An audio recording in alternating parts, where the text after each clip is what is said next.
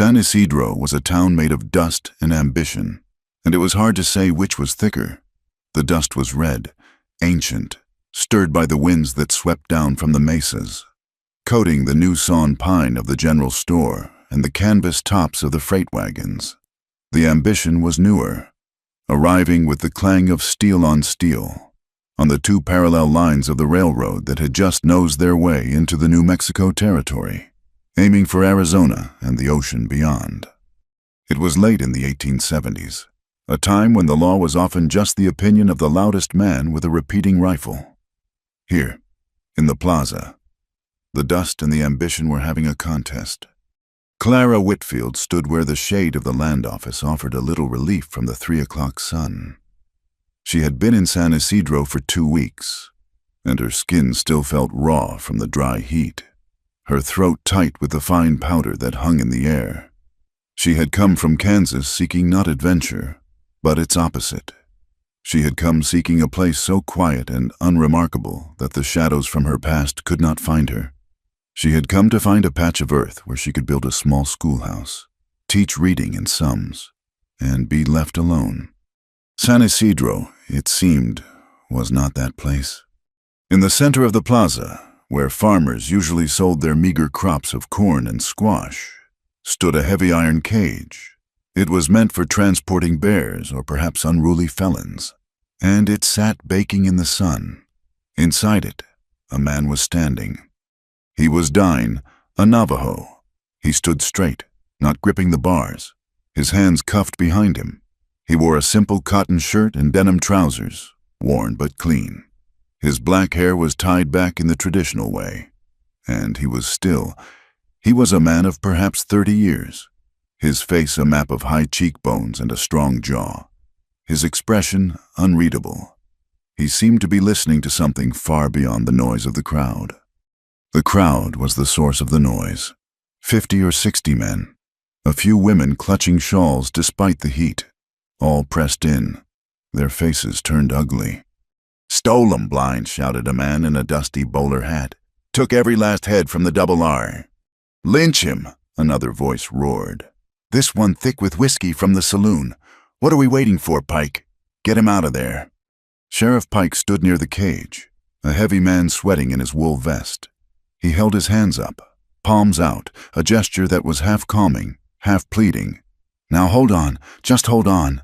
We have procedures." "He gets a hearing." "A hearing," the bowler hat man spat. "He is a raider. We all know what his kind does. We found the tracks, did we not?" "You found tracks," Sheriff Pike said, his voice straining. "We are still determining facts." Clara watched, her stomach turning. This was not procedure. This was a prelude. She had seen this kind of heat in men's eyes before, back in Kansas. It was the heat of certainty, a terrible fire that burned away doubt and demanded a sacrifice. It was the same fire that had consumed her husband, Robert. Robert, who had been a teacher, like her, who had written a letter to the newspaper questioning the land grants given to a powerful cattle baron, who had then been found dead on a hunting trip, a single bullet in his back. The entire affair ruled a tragic accident by a judge who played cards with that same baron every Thursday night. Clara had packed one trunk, sold the small house for pennies, and bought a one-way ticket west, as far as the money would take her. She had fled that kind of power, the kind that smiled at you, called you ma'am, and crushed you without a second thought. And here it was again, in a dusty plaza in the middle of nowhere. The power in San Isidro had a name, Lucius Harrow. He was the railroad baron, the man who had laid those gleaming tracks through rock and desert. He was not here, not in the dust with the common folk. He was likely in his private rail car, sipping brandy and reading a telegraph. But his presence was felt. It was Harrow's railroad that needed the land. It was Harrow's surveyors who were pushing into Din and Pueblo territory. And the Double R, the ranch that had reportedly been raided, was owned by a subsidiary of Harrow's own company. Sheriff Pike, for all his bluster, was a man leaning on a hollow stick. He kept the peace, but the peace was defined by Lucius Harrow. Clara's goal had been simple: Find a small adobe building, put up a sign for a school, and teach the children of the ranchers, the merchants, perhaps even the Mexican and Pueblo children, if their parents would allow it. She believed in books, in the quiet power of words to build bridges. She wanted to make a small, good thing in a world that had shown her its capacity for large, terrible things. Now, she felt that small hope drying up like a puddle in the sun. This town was not looking for bridges. It was looking for a rope. The man in the cage turned his head, just slightly. His gaze swept over the crowd, not with fear, but with a slow, appraising calm. He was a blacksmith. She had heard someone say, Atsa Yazi. He worked at a small forge on the edge of town, living between the world of the reservation and the world of the white settlers. He was known to be quiet, a man of few words, a skilled guide who knew the high desert better than any man alive. He was also a survivor of the Long Walk, the forced relocation of his people years ago, a scar he carried not on his skin, but deep inside. Clara did not know this as fact, but she felt it. She recognized the stillness of a person who has endured the unimaginable and come out the other side. Quieter, harder, and entirely himself. The crowd surged. A man throwing a clod of dirt that struck the iron bars near the man's head. He did not flinch. He just closed his eyes for a moment, his breath a slow, steady rhythm. And then he opened them, and his eyes found hers. It was not a moment from a dime novel.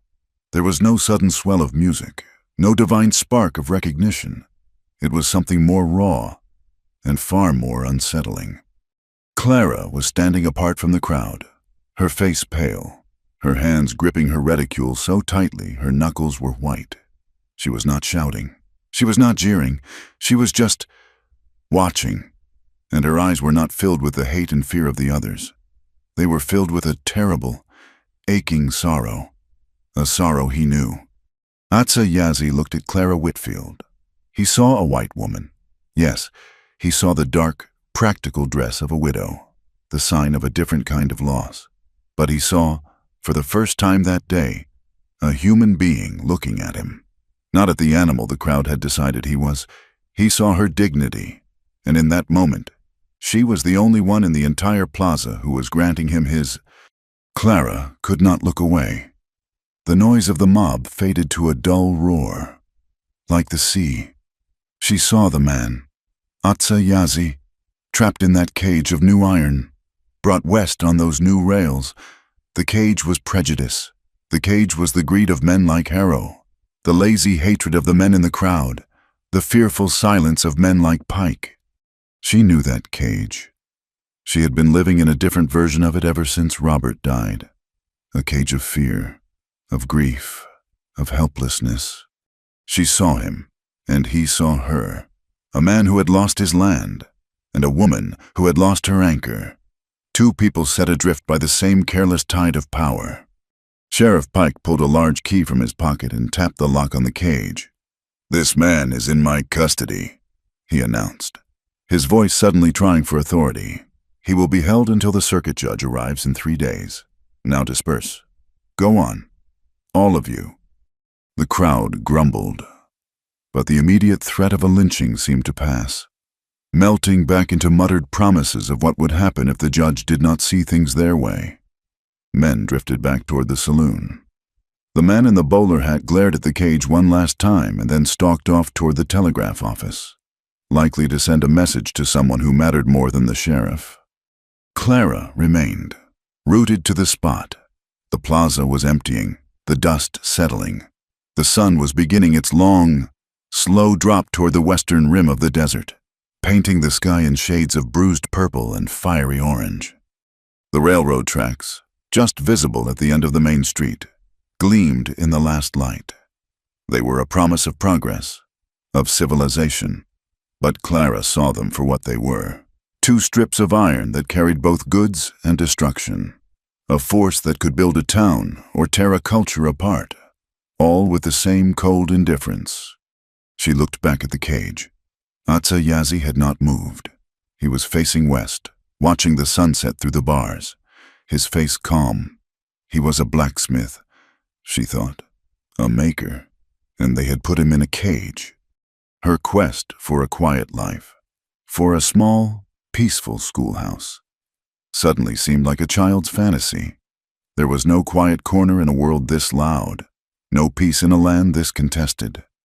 There was only the dust, and the ambition, and the iron, and the terrible, familiar weight of injustice, settling over San Isidro like the coming night. Clara Whitfield pulled her shawl tighter. She had not come here to fight. She had come here to heal. But as she looked at the silent man in the iron cage, she felt the first, unwelcome flicker of a fire she thought had died in Kansas. It was not hope. It was something harder. It was resolve. The dust of the plaza did not settle in the sheriff's office. It coated the stacked papers on the desk, dulled the glass of the rifle cabinet, and made the air taste of grit. Clara Whitfield had followed Sheriff Pike inside, her footsteps silent on the worn floorboards.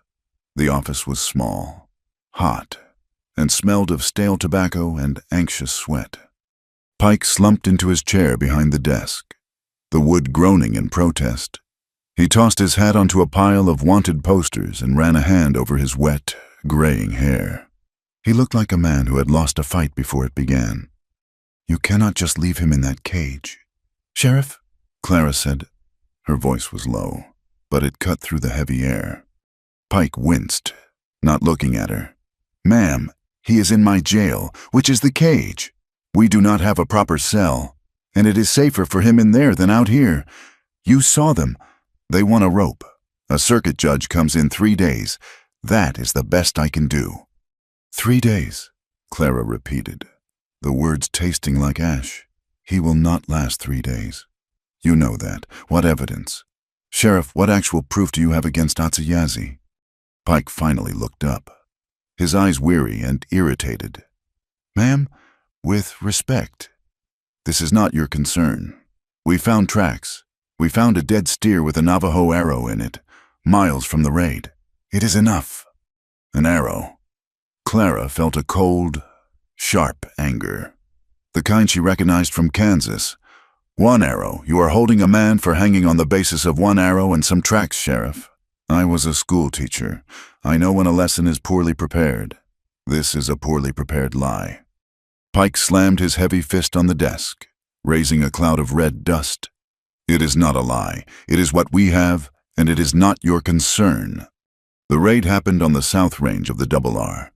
Clara pressed on, her mind working quickly, pulling the threads of gossip and observation together, which is exactly where Mr. Harrow's new railroad survey needs to cut through. Is it not convenient that the ranchers who graze there are suddenly made to look like thieves? Pike's face went pale, then flushed a deep, angry red. "You had best watch your mouth. Mrs. Whitfield, you are new here. You do not understand how things work. You are making accusations against Mr. Harrow." "I am asking questions about a man in a cage," she said evenly. "If the mob is the problem, then release him. To me." The sheriff stared at her as if she had grown a second head. "Release him to you, that is not possible. He is a prisoner." "I will stand as his civil surety," Clara said, the words coming out before she had fully considered their weight. It was an old legal term, one her father, a lawyer, had used. "I will post a bond, guaranteeing his appearance for the circuit judge. You get to wash your hands of the mob, and he gets to live until his trial." Pike leaned back, a humorless smirk twisting his lips. He looked around the shabby office, then at her simple, worn black dress. Surety. And what bond would a traveling schoolteacher post? "Ma'am, your books. You need money for surety. A lot of money. More than you have. I would wager." For a moment, Clara felt the wind go out of her. He was right. She had almost nothing. Just the small sum from the sale of her house. Enough to last 6 months, perhaps a year if she was frugal. And she opened her reticule, her hands steady, though her heart was a cold stone in her chest. She pulled out a small cloth-wrapped bundle of paper currency. It was all of it. $230. She placed it on the desk. Pike looked at the money, his eyebrows rising. "That is a fair sum, ma'am, but it is not enough to cover the loss of an entire cattle herd. Not nearly." Clara took a breath. She had known this moment would come. Her hand went to her left ring finger. The simple gold band was thin from years of wear. Robert had placed it there. It was the last piece of him she owned. It was the symbol of her old life, of her grief, of her failure to save him. Her fingers trembled as she twisted it. It stuck on the knuckle. She pulled harder, wincing as the skin broke. The ring came free. She placed the small gold circle on top of the paper money. "And this," she whispered, "it is all I have, my entire worth. Will that be enough to guarantee one man's life for 3 days?" There was a long, terrible silence in the office. There was only the sound of a fly buzzing against the hot glass and the ticking of a large clock on the wall. Sheriff Pike stared at the ring. The smirk was gone. He looked profoundly tired, and for the first time, ashamed. "Clara Whitfield," he said, his voice rough. "You are a fool." "Am I?" she asked. Before Pike could answer, the door of the office swung open, letting in a shaft of bright, dusty light. 2 people stood there. The first was Father O'Rourke, the parish priest, a man with a wild halo of white hair and the clear, kind eyes of a man who had seen too much sin to be surprised by any of it. Behind him stood Marchetta, the proprietor of the cantina, a woman whose face was lined with wisdom and who missed nothing in San Isidro. "Sheriff," Father O'Rourke said, his voice booming in the small space, "I heard raised voices. I came to see if prayers were needed, or perhaps common sense." Marchetta looked past him, her dark eyes landing on the money and the small gold ring on the desk. She looked at Clara's pale, determined face, and then at Pike's red, conflicted one. "Madre de Dios," Marchetta breathed. "She is serious." "It is a sin," Father O'Rourke said, stepping inside, "to let a mob rule. Pike, it is a sin against God and against the law you swore to uphold. This woman, a stranger, is offering what you will not simple decency. A trial. Give the man a trial." "He will get a trial," Pike snapped, rising from his chair. "I am just trying to keep him alive until then." "Then you must accept her offer," Marchetta said, her voice quiet but steel. "Let her take him. Get him out of the plaza. It diffuses the bomb. Or are you waiting for it to explode?" The air in the office was so thick. Clara felt she might suffocate. Pike was cornered by his own fear, by their logic, and by the tiny gold ring. And then the light in the doorway was blocked again. The man who entered was not like the others. He was tall, dressed in a tailored eastern suit of dark gray wool that should have been unbearable in the Arizona heat. He was clean-shaven, his silver hair immaculate. He smelled faintly of expensive cigars and lemon water. It was Lucius Harrow. He smiled, a polished, easy smile that did not reach his cold, pale blue eyes. "Sheriff Pike," he said, his voice as smooth as oiled steel. "A complication, I hear." He nodded politely to Clara. "Mrs. Whitfield, I heard of your arrival. A school teacher. Such a noble calling. We need civilization in this wild place." His gaze drifted to the desk. Settling on the ring and the money, his smile widened. "Just a fraction. And what a civilized gesture." He said, "Your compassion is admirable. Truly. But perhaps," he added, his tone hardening just slightly, "it is misplaced." He turned to Pike. "All business, Sheriff. The people are upset. My property has been stolen. My men are demanding justice.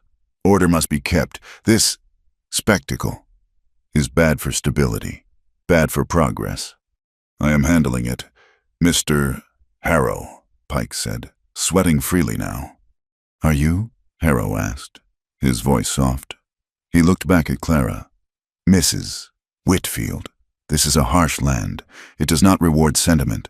Be careful you do not spend your compassion where it will not be returned. Good day." He gave a final, crisp nod and was gone, leaving a vacuum in the room and the faint scent of his cigar. The threat hung in the air, unspoken, perfectly clear. Order must be kept. His order. Pike looked at the door where Harrow had been, then at the ring. He sighed. A long, ragged sound of defeat. He picked up the ring. "It is not enough, but it is all you have, and it is more than I have." He turned to a small stack of papers.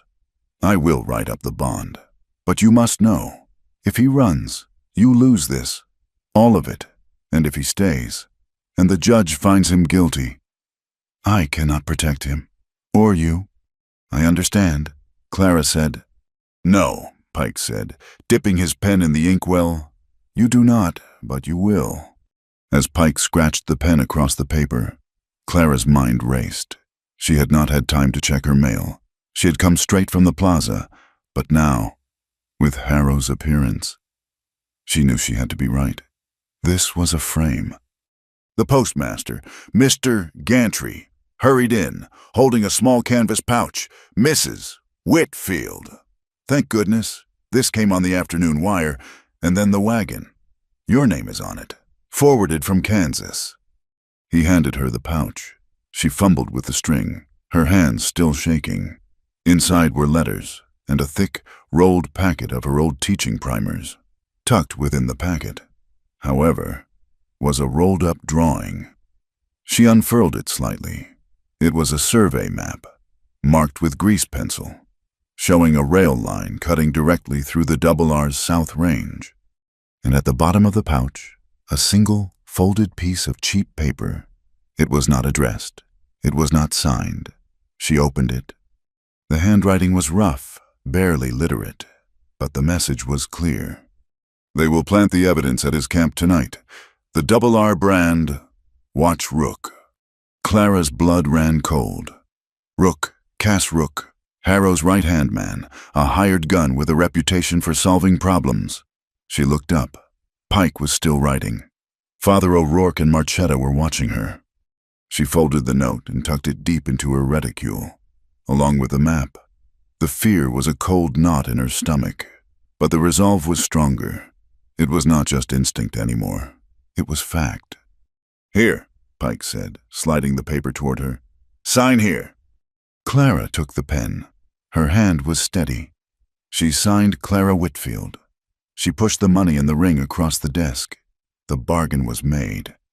Pike took the large iron key from its hook. Father O'Rourke, and Marchetta went to the door, leaving Clara alone for a moment. She leaned against the desk, the world tilting slightly. She had just traded her entire past and her only future for a man she did not know, on the word of an anonymous note. She heard the heavy scrape of the cage door, the murmur of the crowd. Atsa Yazi walked into the office. He was not wearing the cuffs. He stood tall, his gaze sweeping the room, landing on her. He looked at the desk, saw the scattered papers, saw her pale face. He understood the transaction. "My belongings," he said to Pike. His voice was low, raspier than she expected, but clear. Pike pointed to a small bundle on a shelf. Atsa picked it up. It was not much. A bedroll, a canteen, and a leather sheath holding a knife. He tucked the sheath into his belt. He turned and looked at Clara. He did not say thank you. He just held her gaze. And again, she felt that strange, stark recognition. He was judging her, weighing her, as she had been weighed by Harrow. "Let us go," she said, her voice barely a whisper. They walked out into the falling dusk. The plaza was quieter, but men watched from the shadows of the saloon porch, their faces hard. Clara felt their eyes on her back, a physical, burning weight. They reached the edge of town, where the last adobe building gave way to open desert scrub. 3 men, smelling of cheap whiskey and sweat, stumbled out of the alley between the saloon and the livery. "Well, look here," one of them slurred. He was a big man, a freight hauler she had seen. Pike let the savage go. The second man, smaller and meaner, saw Clara, and he is with the widow. Where you going, sweetheart? He ain't safe company for a white woman. The small man lunged, grabbing for Clara's arm. Clara cried out and stumbled back. Atsa did not raise his voice. He did not raise his hand. He simply moved, stepping between her and the man with a speed that was startling. He was just there, a wall of quiet, solid presence. "Get out of the way, Injun," the big man growled, pushing at Atsa's shoulder. Atsa did not budge. The man pushed again, harder, and in that instant, Atsa let out a whistle. It was not loud, but it was sharp, a piercing single note that cut the air like a blade.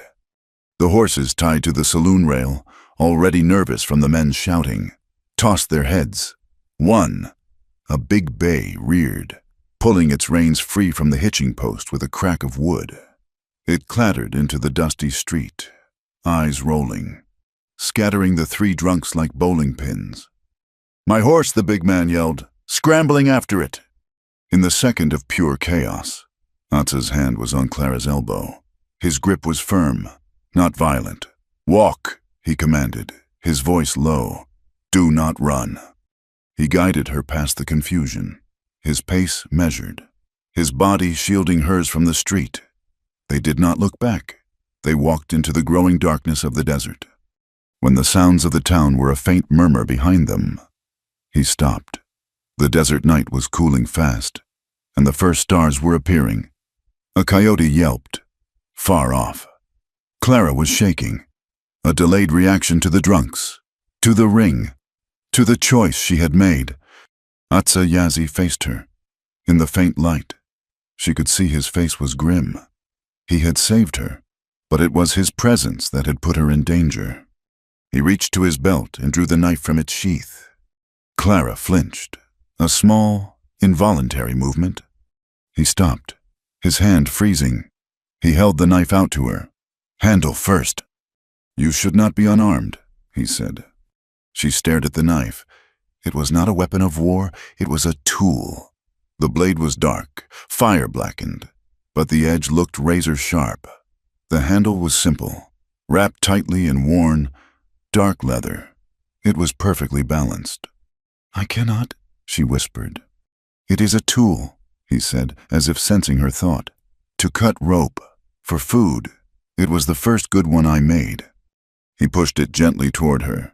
His message was clear. She had bought his life. He was offering her a way to protect her own. It was a new, different kind of transaction.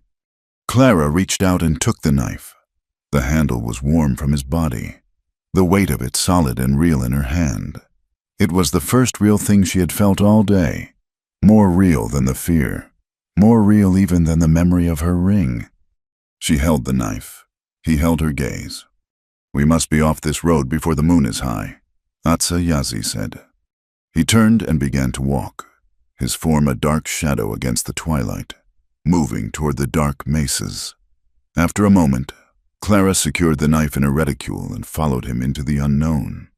They walked for nearly an hour, moving away from the faint glow of San Isidro into the deep, breathing silence of the high desert. Clara's town shoes, thin-soled and meant for wooden boardwalks, were a poor match for the rocky, uneven ground. She stumbled. The knife Atsa had given her a heavy, alien weight in her reticule. He walked ahead of her, not quickly, but with a ground-eating, relentless pace that she struggled to match.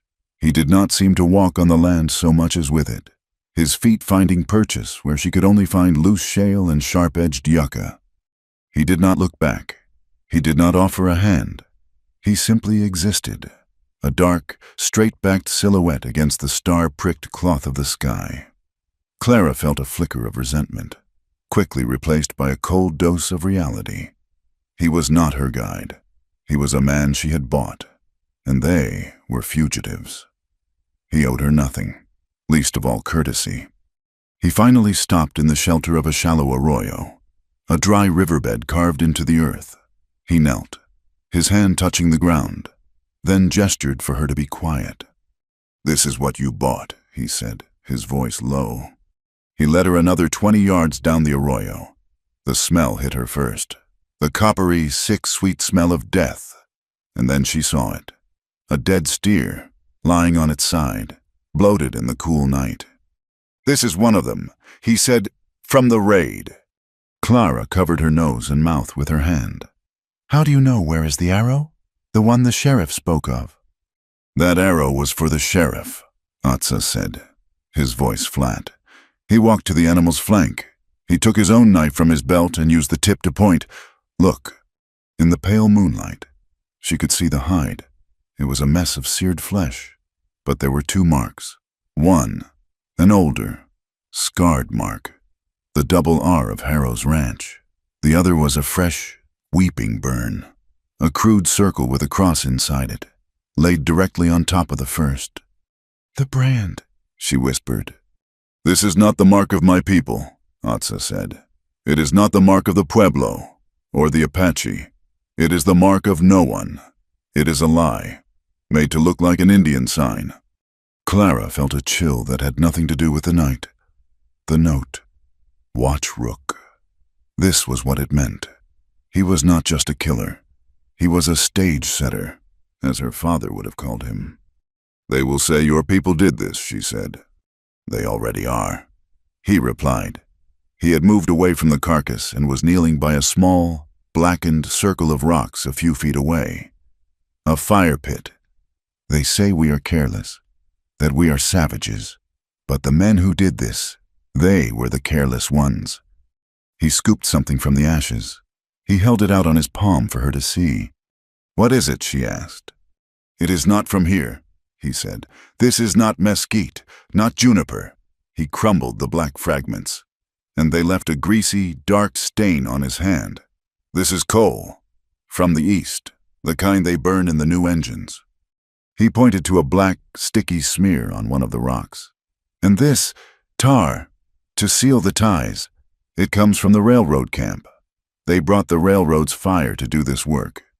Clara stared at his hand. The proof, the link.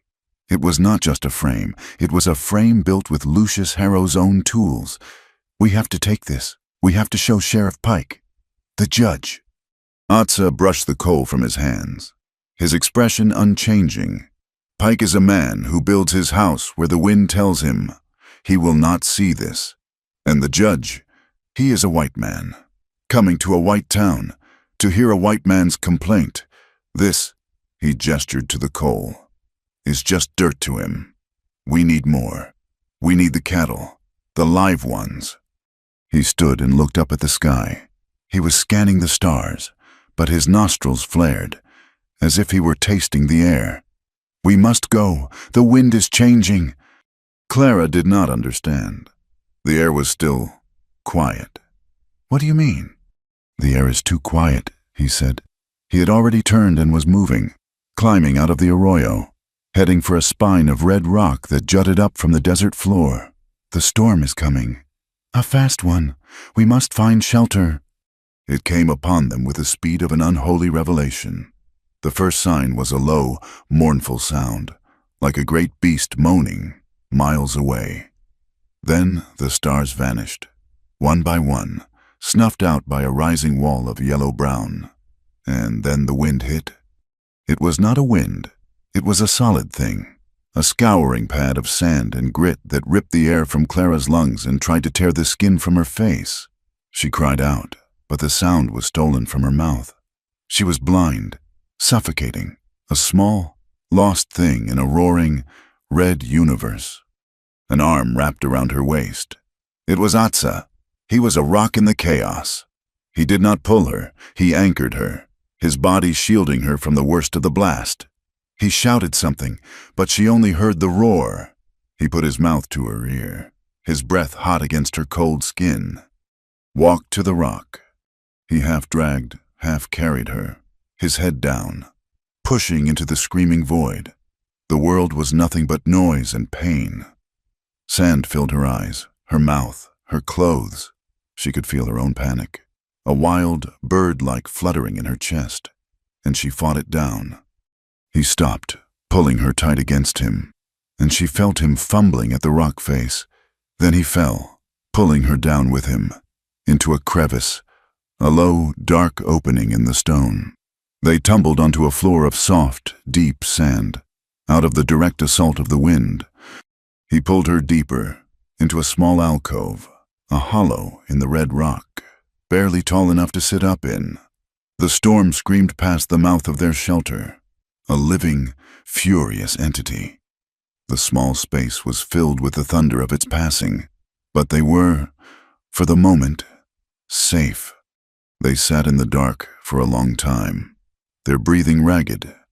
Clara was shaking, a deep, bone-chilling tremor she could not control. She was covered in grit, her hair a tangled mat. Atsa moved, and she flinched. He was just reaching for his canteen. He uncorked it, the small sound loud in the din. He held it out. "Drink," he said. She took it, her hands clumsy. The water was warm, metallic, and wonderful. She rinsed the mud from her mouth, spat, and then took a small, grateful sip. She passed it back. He drank, and then set the canteen down between them. "You are not from this land," he said. It was not a question. It was a statement of fact. "No," she said, her voice a dry rasp. "I am from Kansas. We have wind, but not like this. This is biblical." "It is the land's breath," he said, his voice quiet, thoughtful. "It reminds us that we are small, that we do not own it." They sat in silence. The storm provided the only sound, a constant, high-pitched shriek. It was impossible to rest. "Why did you do it?" he asked, his voice coming out of the dark. "Do what?" "In the town, the money, the ring." Clara's hand instinctively went to her bare finger. The skin was raw. It was just a thing, a piece of metal. "It was not just a thing," he said, with the simple certainty of a man who saw the world for what it was. Clara sighed. The grit was in her throat. "I watched a mob like that one kill my husband, or at least they allowed him to be killed. A man, a powerful man, wanted our land. Robert, my husband, he wrote letters. He spoke the truth, and he was found dead. They called it a hunting accident." She had not spoken these words aloud to anyone. Saying them now, in this dark, howling place, felt like lancing a wound. "He was a good man," she whispered. "A teacher. He believed in rules, in the law, and the law failed him. I saw you, in that cage, and I saw it happening again. I could not just walk away, not again." Atsa was silent for a long time. The wind seemed to be searching for them, its voice rising in pitch. "I know what it is," he said, his voice so low she had to strain to hear him. "To have your world taken by men who speak of law.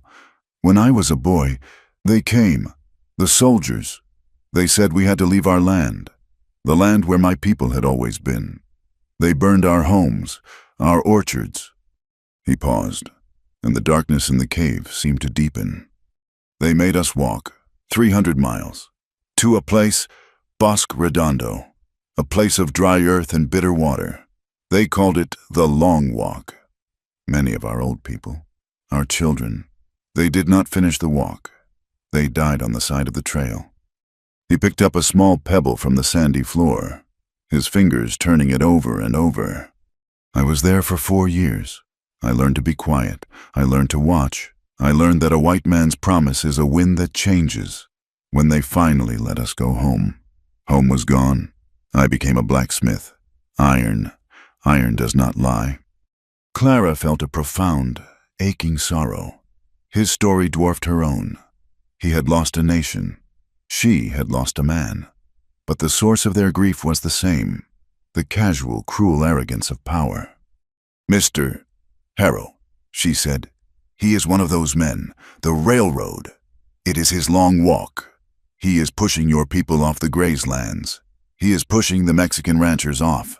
And he is using you, your people, as the excuse." "Yes," Atsa said. "Then we must stop him," she said. and the words surprised her with their strength. "Stop a man like Harrow." His voice was hard, skeptical. "You cannot. He is not a man. He is the railroad. He is the new world. You cannot stop the wind." "We cannot stop the storm," Clara said, leaning forward, her eyes trying to find his in the dark. "But we are not in it. We are in this cave. We found shelter. We can find the proof. We can show the judge. Not just the coal, but the cattle. All of them." He was silent. "I know a place," he said at last. "A box canyon. Chola Wash. It is a good place to hide things. Horses, cattle. If they are holding the herd, they will be there." "Then we will go there," Clara said. "Rook will be hunting us," he said. "He is Harrow's man. He is not a fool. He will find the dead steer. He will know we are not running. He will know we are hunting him." "Then we must find the herd before he finds us," Clara said. A new understanding settled between them, as palpable as the sand on the floor. It was a promise, a pact, sealed in a red rock tomb, while the world tried to scour itself clean. The storm blew itself out by dawn. They emerged from the alcove into a world transformed. The sky was a pale, washed-out blue, the air sharp and cold. The desert floor was a new landscape of smooth, wind-carved dunes. Atsa found his own horses, 2 lean mustangs, hidden in a draw, protected from the worst of the wind. He had left them there before coming to town. He gave Clara the calmer of the 2, a bay mare. Clara's dress was torn, her shoes in tatters.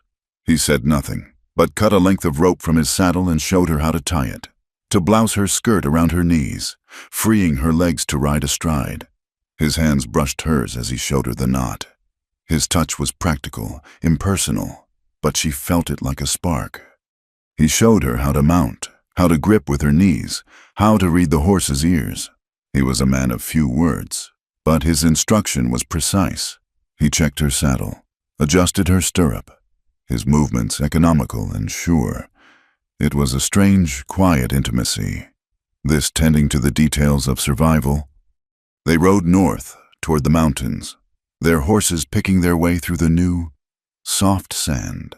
They stayed in the shadows of the rocks, Atsa's eyes constantly scanning the ridges, the sky. Near noon, he led them to a small vaquero camp near a hidden spring. A man with a deeply lined face and a drooping mustache, Miguel Ortega, rose from a small fire, his hand on his rifle. Until he saw Atsa, he relaxed, nodding a greeting. Atsa spoke to him in a low mix of Spanish and English. Clara caught words: harrow, cattle, railroad. Miguel nodded, his expression dark. He spat into the fire. "It is a bad thing, amigo," he said, his English thick but clear. "I saw it, last night, a train, but not on the schedule. It waited at the new siding, 5 miles west. 1 car, maybe 2, covered with a tarp. Why do you cover a cattle car? You do that to hide the brand. I saw men with rifles. Rook. He was there. He crossed himself. They are shipping the devil's beef. Jefe." The news settled on them, hard and cold. They were not just hiding the cattle. They were moving them, selling them. The raid was a business, and the tracks were the artery. As they rode away, Atsa's face was grim. He pushed the pace, moving into the high country. Late in the afternoon, he stopped, holding up a hand. He was looking at a far ridge, a mile or more distant. "We are not alone," he said. Clara squinted, but saw nothing but rocks and heat shimmer. "Who?" "Rook, or one of his men. He is good. He is tracking the storm. Not us. He knows where we would go for water. He is cutting us off." He urged his horse forward, not in a panic, but with a new, dangerous urgency. They rode into a labyrinth of canyons, the rock walls rising around them, red and claustrophobic. The path grew narrower, just as the sun began to touch the western peaks. Atsa dismounted. He signaled for Clara to do the same, his finger to his lips. He led the horses into a thicket of juniper and tied them. He motioned for her to follow. They climbed a short, steep rise of slick rock, crawling the last few feet on their hands and knees. He stopped at the edge of a precipice. He pointed. Below them lay a long, narrow canyon. The walls were sheer, 1,000 feet high. The entrance, from what she could see, was a tight, narrow slot, barely wide enough for a wagon. It was a perfect, natural trap. And from the shadows of the canyon floor, rising in the still evening air, Clara heard it, the low, mournful sound of many cattle. They had found Chola Wash. They lay flat on the slick rock, the stones still holding the day's warmth against their chests. The sun had vanished, leaving a deep, aching purple in the sky that was slowly being pinned with stars. Below them, in the dark trough of Chola Wash, a new, man-made star was born. A fire, small at first, then growing, casting leaping, jagged shadows against the canyon walls. The bawling of the cattle grew more distressed.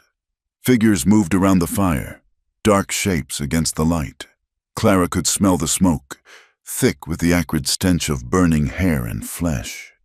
"They are doing it now?" she whispered, her voice barely a breath. "Changing the brands." Atsa said nothing.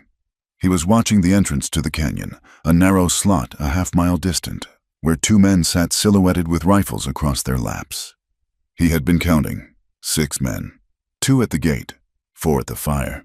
They are sloppy. They believe they are safe here. "The train," Clara said, her mind fitting the pieces together. "Miguel said he saw it last night.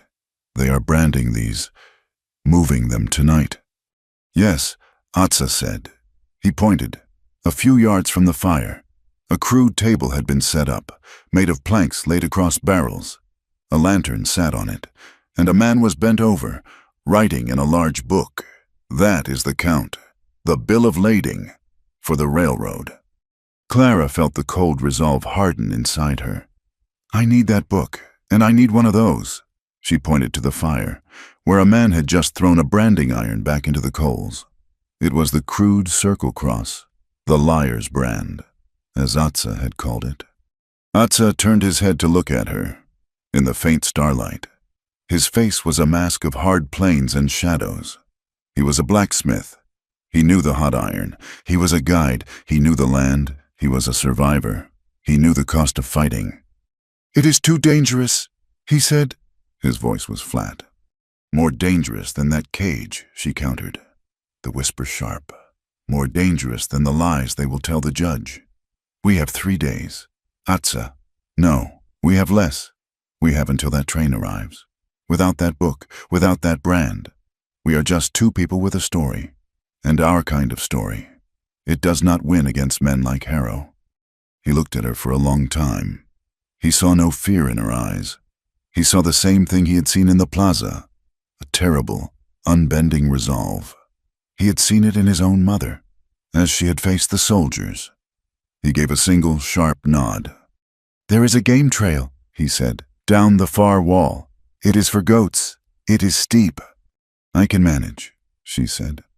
"I will go first," he said. "When we are at the bottom, I will make a noise, a large one. Up here, the men at the fire will send 1, maybe 2, to look. The men at the gate are too far. When they are drawn away, you will go, for the book and the iron." As she said, her stomach tightening. "You are a shadow," he said. "You are a woman. They will not look for you. I am what they hunt. They will look for me. You will be invisible." He slipped away into the darkness, as silent as the rock itself. Clara was alone on the precipice. She was a teacher. She corrected grammar. She taught arithmetic. And now she was about to crawl into a camp of armed cattle thieves to steal hot iron. She thought of Robert's body, of the hunting accident. Her hand stopped shaking. A full 10 minutes passed. It felt like a year. Then, from high up on the opposite rim of the canyon, a sound like a small crack of thunder, a grinding, slipping, and then a roar as a shower of rocks and scree cascaded down the canyon wall. far from the camp, but loud enough to shake the stars. What in the hell? A voice floated up from the fire. "It is just a slide," another shouted. You two, a third voice, one with authority, barked. Cass Rook. His voice was like gravel in a tin cup. Go check that, see if it blocked the North Trail. And be quick about it. That train will be at the siding in 2 hours. Clara watched as 2 men grabbed their rifles and trotted off into the darkness, grumbling. Now, Atsa's voice said, right beside her. He had reappeared as if from the stone. Stay in the shadows of the rocks. Do not step on a stick. Go! He gave her a slight push, and she was moving, slipping and sliding down the goat trail, her torn dress catching on thorns, her heart a cold drum against her ribs. She reached the canyon floor, a river of soft sand. She paused, breathing, listening. The men at the fire were working again, the sizzle of the brand and the pained lowing of a calf covering her small sounds. Rook was at the table, talking to the man with the book. "And tell that station master in El Paso this is the last run for this price," Rook was saying. "Harrow can squeeze them. Or I will." The man with the book laughed. "Yes, sir, Mr. Rook." Rook turned to check the corral. The man with the book closed it, set it on the plank table, and walked over to the fire to get a cup of coffee. Clara moved. She was a shadow, as Atsa had said. She kept low, her thin shoes making no sound. 10 feet, 5. She was at the table. The lantern light fell on the ledger. Her hand darted out. She grabbed the book. She saw the last entry. 200 head, and the signature at the bottom of the page. It was not a name. It was just 2 stark, powerful initials. L.H. She tucked the book into the waistband of her dress, the rough leather cover scratching her skin. Now, the iron. It was leaning against the fire pit, the end still glowing a faint, dull red. It was cooling, but it was still hot enough. She needed it. A man walked past her, his back to her, heading for the corral. She slipped in behind him. The heat of the fire washed over her face. She grabbed a discarded piece of canvas, a rag used for wiping grease. She lunged, wrapped the canvas around the iron's handle, and lifted. It was heavy, heavier than she expected. A man by the fire turned. "Hey, who?" Clara did not hesitate. She ran back toward the goat trail, clutching the heavy iron. "Hey," the man yelled, "stop, it is a woman!" The shout was one of pure shock, which gave her another second. "Rook, someone is in the camp, a woman." She heard the heavy pound of boots on sand, the metallic click of a rifle being cocked. She was at the base of the trail. Up Atsa's voice came from the darkness above. She scrambled, dropping the canvas-wrapped iron, grabbing it again, her hands raw. A shot rang out. The bullet whined off the rock, just inches from her head, sending stone chips stinging into her cheek. She cried out, more in terror than pain. A hand, hard as iron, grabbed her wrist. "Atsa!" He pulled her up the last few feet, bodily hauling her over the lip of the ridge. "They are coming," she gasped. "We do not go back the way we came," he said, pulling her along. He ran, not with panic, but with a hunter's driving purpose. He led her along the rim, away from their horses. "Our horses," she said, gasping for breath. "They will find them," he panted. "We go this way. There is water." Another shot, this one from closer. Rook. He was on the trail, and he was fast. There, Rook's voice echoed in the canyon. "On the rim, get him." Atsa stopped at a cleft in the rock, a sheer drop. Clara looked down and saw, 100 feet below, the faint, silver gleam of water, a creek. "This is your water," she shrieked.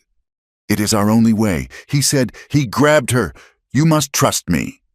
He did not wait for an answer. He pushed them both off the edge. It was a terrifying, breathless fall, broken by a jarring, painful crash into icy water. Clara swallowed a mouthful. The water was deep, but her heavy skirts and the weight of the iron were pulling her down. She let go of the brand. "No," she choked, fumbling in the dark water. His hand found hers, and then his hand found the iron. He shoved it into her grasp. "Hold it." He swam, one-armed, pulling her with him. The creek was narrow, the rock walls slick. They moved through the darkness, the sounds of the men on the ridge growing fainter. Then she smelled it, a foul, chemical stench, like the coal at the fire pit. The water was slick, coated with a black, greasy film. What is it?" she sputtered. "From the railroad camp," Atsa said, his voice tight with disgust. "They're tar pits. It washes down. Keep your head up." They swam through the oily sludge for 20 yards, the foulness coating their skin, their clothes. Finally, he pulled them to a low bank where the creek widened. They clawed their way out, covered in black, stinking tar, soaked and freezing. Above them, on the trail, they heard horses. "He is on our trail," Atsa whispered, pushing her into the cover of a boulder. Clara looked. It was Rook and 2 men, riding hard, and she saw, tethered to a tree just yards from their position, 3 fresh horses, Rook's remounts, left there for the chase. As Rook and his men thundered past, Atsa tensed, ready to run. Clara put a hand on his arm. "Wait." She drew the knife he had given her. Her hands were shaking so hard she could barely hold it. She looked at the tethered horses, then at him. He understood. A slow, almost imperceptible smile touched his lips. He stepped out from the rock, picked up a stone, and threw it hard against the far canyon wall. "Who is there?" one of Rook's men, lagging behind, yelled, stopping his horse. In that moment of distraction, Clara ran. She lunged for the horses, sawing at the leather reins. The knife was sharp. The first rope snapped. The second, the third. She slapped the last horse on the rump, and all 3 animals, spooked, bolted into the night, disappearing down the canyon. The man who had stopped yelled in fury and fired his pistol into the darkness. Atsa grabbed Clara's waist, pulling her back. "Now we run." They scrambled up the bank, into the broken country. A bullet tore through the sleeve of Atsa's shirt, a hot, burning line. He grunted, a sharp intake of breath, but did not slow. He pushed her ahead of him, and they melted into the labyrinth of rocks. They did not stop for what felt like hours. They ran until Clara's lungs were fire and her legs were water.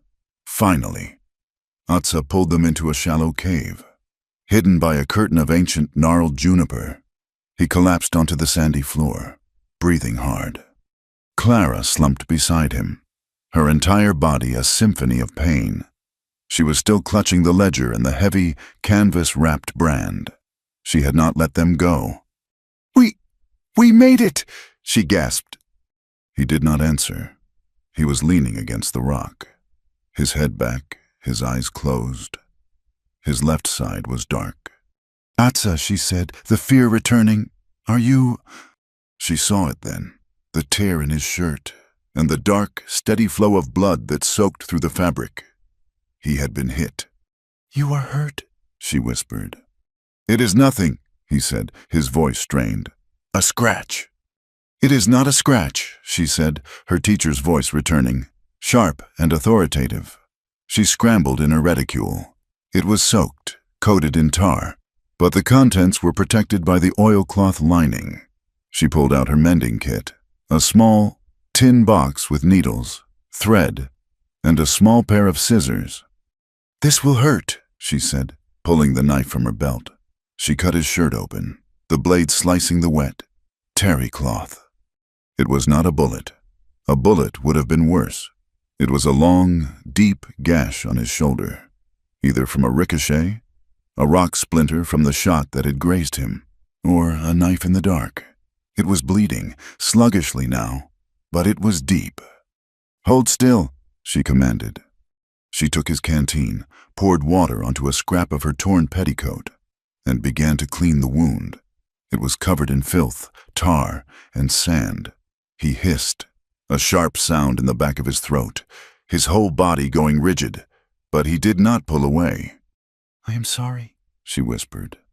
"Just do it," He bit out, his eyes squeezed shut. She cleaned it as best she could. The gash was 4 inches long, gaping. It needed stitching. She threaded a needle with steady hands. Her hands, which had been covered in filth, were now strangely clean, scoured by the water and sand. "I only have this," she said, holding up the needle. "It is for tending clothes." He opened his eyes. He looked at her, at the needle, and then at her face. He saw her determination, the small, worried lines around her mouth, the utter lack of fear. He saw a partner. "It will do," he said. She made the first stitch. He did not move, save for the tightening of his jaw. She worked quickly, her stitches small and neat. It was a strange, profound intimacy. The cave was silent, save for their breathing and the sound of the wind. She was mending him, her head bent low, her face illuminated by the first faint hint of a rising moon. His blood was on her hands. Her safety was because of his strength. They were bound, not by a ring, but by shared water, shared fire, and shared blood. When she was finished, she tore another strip of cloth and bandaged the wound tightly. "Thank you," he said. His voice was rough. "We are even," she whispered, her fingers brushing the bandage. She sat back, exhausted. They were alive, they were safe, and they had the proof. "Now what?" he asked, his voice tired. Clara looked at the ledger, at the brand. "Now we go back, not to the wild, to the town." "They will kill us," he said. "Not if we are smart," she said, the plan forming, clear and sharp. "In 2 days, it is the feast of San Isidro, the festival. The entire town will be in the plaza. Everyone, Father O'Rourke, Marchetta, even Harrow. They cannot hang you in front of the entire town at a festival, not without a hearing. And we will give them a hearing." While they planned, miles away in San Isidro, Lucius Harrow stood on the balcony of the new hotel, a glass of brandy in his hand. He looked down as Sheriff Pike, looking smaller and older, accepted a large folded paper, a donation for $500 to the San Isidro Town Improvement Fund, enough to build a new school and a new, proper brick jail. The small crowd, bought with free whiskey, cheered. Pike, trapped, raised the paper in the air, his face a mask of misery. Further down the street, a single shot rang out, almost lost in the celebration. A bullet from a heavy rifle smashed the front window of Marchetta's cantina, shattering the glass, embedding itself in the thick adobe wall. Just above the table where Marchetta sat, counting her receipts, a warning, delivered with the cold precision of a man who enjoyed his work. Cass Rook reined his horse in the shadows and smiled. The town was learning its lesson. They did not return to San Isidro by the main road. Atza led Clara on a long, winding path through the broken land, following dry arroyos and ancient footpaths that only he knew. His wound, she could tell, pained him, but he said nothing. He simply moved, his face a mask of endurance. Clara, coated in drying, stinking tar, her dress in tatters, her hands raw from the hot iron, simply followed. The ledger was a hard, square shape against her ribs. The branding iron was wrapped in the canvas and tied to her saddle, which they had recovered along with Atza's horse, untouched, just as he had predicted. They skirted the town and went to the small adobe church, its white walls glowing in the moonlight. They did not go to the door. Atza let out a low, soft whistle, the call of a nighthawk. A moment later, the sacristy door opened, and Father O'Rourke emerged, his white hair a chaotic halo. He saw them, and his face, illuminated by the lamp he carried, was a mask of shock. "Lord preserve us," he breathed, seeing their state. "You look as if you have crawled out of the pit itself. Get inside, quickly." He led them into his small office, which smelled of old books, beeswax, and a faint, sweet scent of incense. He barred the door. "He was right," Clara said, her voice cracking. She untied the ledger from her waist, her stiff fingers fumbling. "Harrow, it is all here." She placed the heavy book on his desk. Then she unwrapped the branding iron. The cloth was singed, and the circle cross brand, black and malevolent, seemed to soak up the lamplight. The priest stared at the items, his face as grim as a skull. He made the sign of the cross, not in piety, but in a gesture of deep, weary horror. "So it is true. The rumors, the whispers. We need to hide these," Clara said, "and we need allies." "You need a doctor," Father O'Rourke said, looking at Atsa, who was leaning against the wall, his face pale beneath the grime. "There is no time," Atsa said, his voice low. "The festival in 2 days." One day, the priest corrected him. "It begins tomorrow night, the feast of San Isidro. The town is already preparing." "Good," Clara said. "That is when we will do it." A plan was formed in that small, candle-lit room.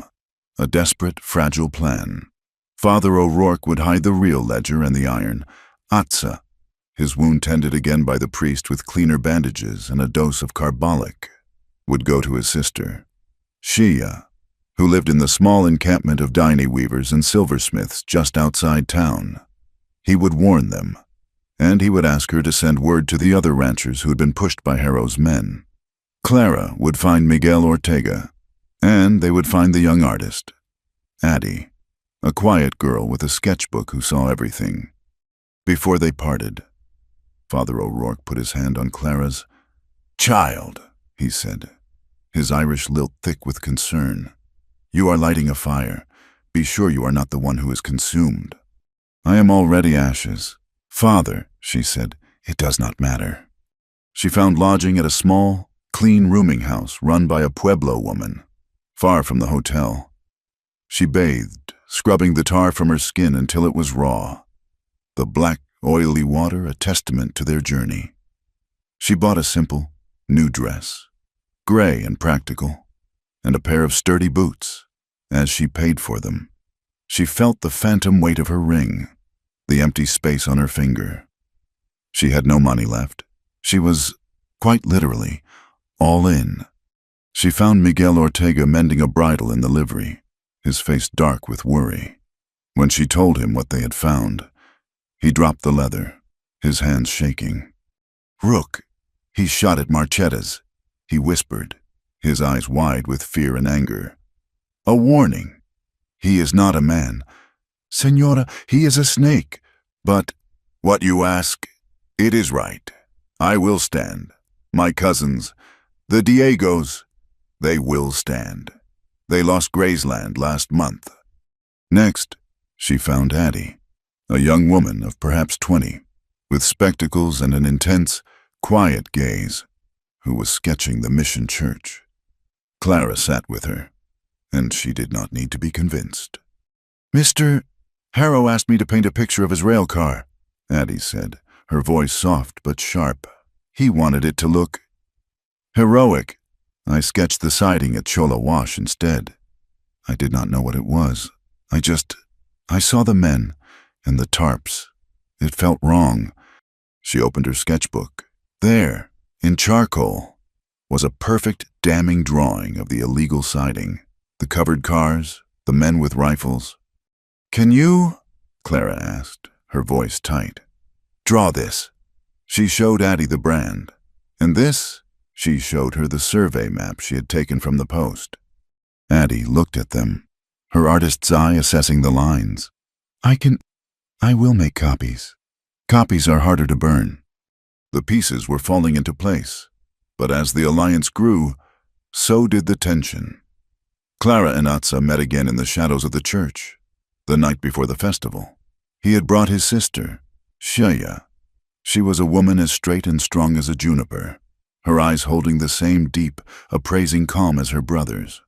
She looked at Clara, not with suspicion, but with a weighing, measuring gaze. You have bound my brother to you, Shia said, her English precise. You put on his bandage, but you have also put a target on his back, and on ours.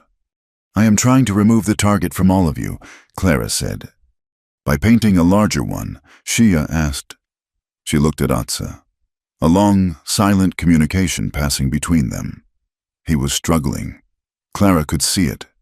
The deep, ingrained pull to protect his people, to melt back into the canyons where men like Rook could not find them, was at war with the stand he had taken. He was a man of the earth, not of the plaza. It is my choice. Shia, Atsa said. This is a good fight. Shia nodded, accepting, but her gaze on Clara remained complicated. Clara, too, was struggling. When she was near him, her world, which had been gray with grief, felt sharp, clear, and dangerously bright. She was aware of his presence, of the solid strength of his shoulder, of the low timbre of his voice. It was more than just a partnership. It was a current, pulling her toward a shore she had not known she was seeking. She was a widow, a teacher. He was a Daine blacksmith, a man branded an outlaw. The chasm between their worlds was as deep as Chola Wash. To cross it was to invite a different kind of ruin. She pushed the thought away. This was about justice. It had to be. The next morning, the day of the festival, the second hammer fell. Clara was walking to the market when she saw the crowd. It was in front of the sheriff's office again. But this was not a lynch mob. This was an official proceeding. Lucius Harrow was there, looking somber and respectful. Sheriff Pike stood beside him, looking miserable. And in front of them, a gaunt, nervous-looking man, a ranch hand, was raising his right hand. "I do swear," the man was saying, his voice quavering, "that I saw him. That night, I saw the Navajo, Atsa Yazi, leading the raid. Him and 20 others. I saw it with my own eyes." A murmur went through the crowd. This was not rumor. This was a sworn oath. "A witness," Harrow said, his voice carrying, filled with regret. A brave man, coming forward, despite the danger. Sheriff Pike, his face the color of wet ash, unpinned a paper from his board. In light of this testimony, the civil surety for Atsa Yazi, posted by Mrs. Clara Whitfield, is hereby revoked. The bond is forfeit. A warrant is issued for the arrest of Atsa Yazi for cattle rustling and for the new charge of flight from justice. He is to be considered armed and dangerous. He had not even looked at Clara, though he knew she was there. He had sold himself, bought and paid for. Clara felt the blood drain from her face, her money, her ring, gone. The legal protection, which she had thought so clever, vanished. Atsa was a fugitive again, and she was the woman who had harbored him. She had to warn him. She turned, but Cass Rook was standing 10 feet away, smiling at her, his teeth yellow. He knew. He had been waiting for this. He and 2 of his men began to follow her, their steps casual, unhurried. They were toying with her. She walked, not running, to the church. She burst in. Father O'Rourke was there. "He is gone," the priest said, his face a mask of fury. "Shia came for him an hour ago. They knew. The witness is a lie. He is a drunk from El Paso, paid by Rook." "They are hunting him?" Clara said. "Then God help them if they find him," the priest said. "No, our plan must move. Tonight, you must do it." Clara was stunned. Without him. Especially without him. He is the one they want. But you are the one who holds the proof. Addie has the drawings. Miguel and his cousins are ready. Tonight, at the festival, when the whole town is in the plaza, you will give them a hearing they cannot ignore. Night fell. San Isidro, oblivious to the storm gathering, lit itself up. Paper lanterns, brought on the railroad, were strung between the buildings. A guitar and a fiddle played in the plaza. The smell of roasted corn and sweet cakes filled the air. The entire town was out, celebrating. Clara stood on the edge of the crowd, her heart hammering. Addie was beside her, holding a roll of her drawings. Miguel and 3 other vaqueros, their faces grim, stood near the fountain. Marchetta and Father O'Rourke were near the platform that had been set up for the mayor. And then she saw them. Lucius Harrow, accepting applause as the town's benefactor. Sheriff Pike, standing next to him, a puppet on a string. And Cass Rook, at the edge of the plaza, watching, his rifle cradled in his arm. "Now," Father O'Rourke said. Clara Whitfield walked onto the platform. The music faltered. The chatter died. "Mrs. Whitfield," the mayor said, confused. Clara walked to the center. She was terrified. She was shaking. But she thought of Robert, and she thought of the cage, and her voice, when it came, was clear and cold. "My name is Clara Whitfield. I came here seeking peace. I found a lie." She unrolled the first of Addie's drawings. It was the survey map, blown up, clear and precise. "I was told Mr.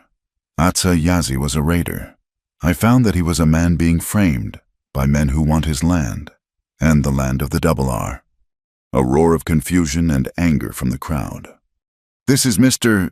Harrow's own survey map," she cried out, showing his railroad. "Cutting through the land he is accusing the Navajo of raiding." "This is an outrage," Harrow called out, his face a mask of civilized indignation.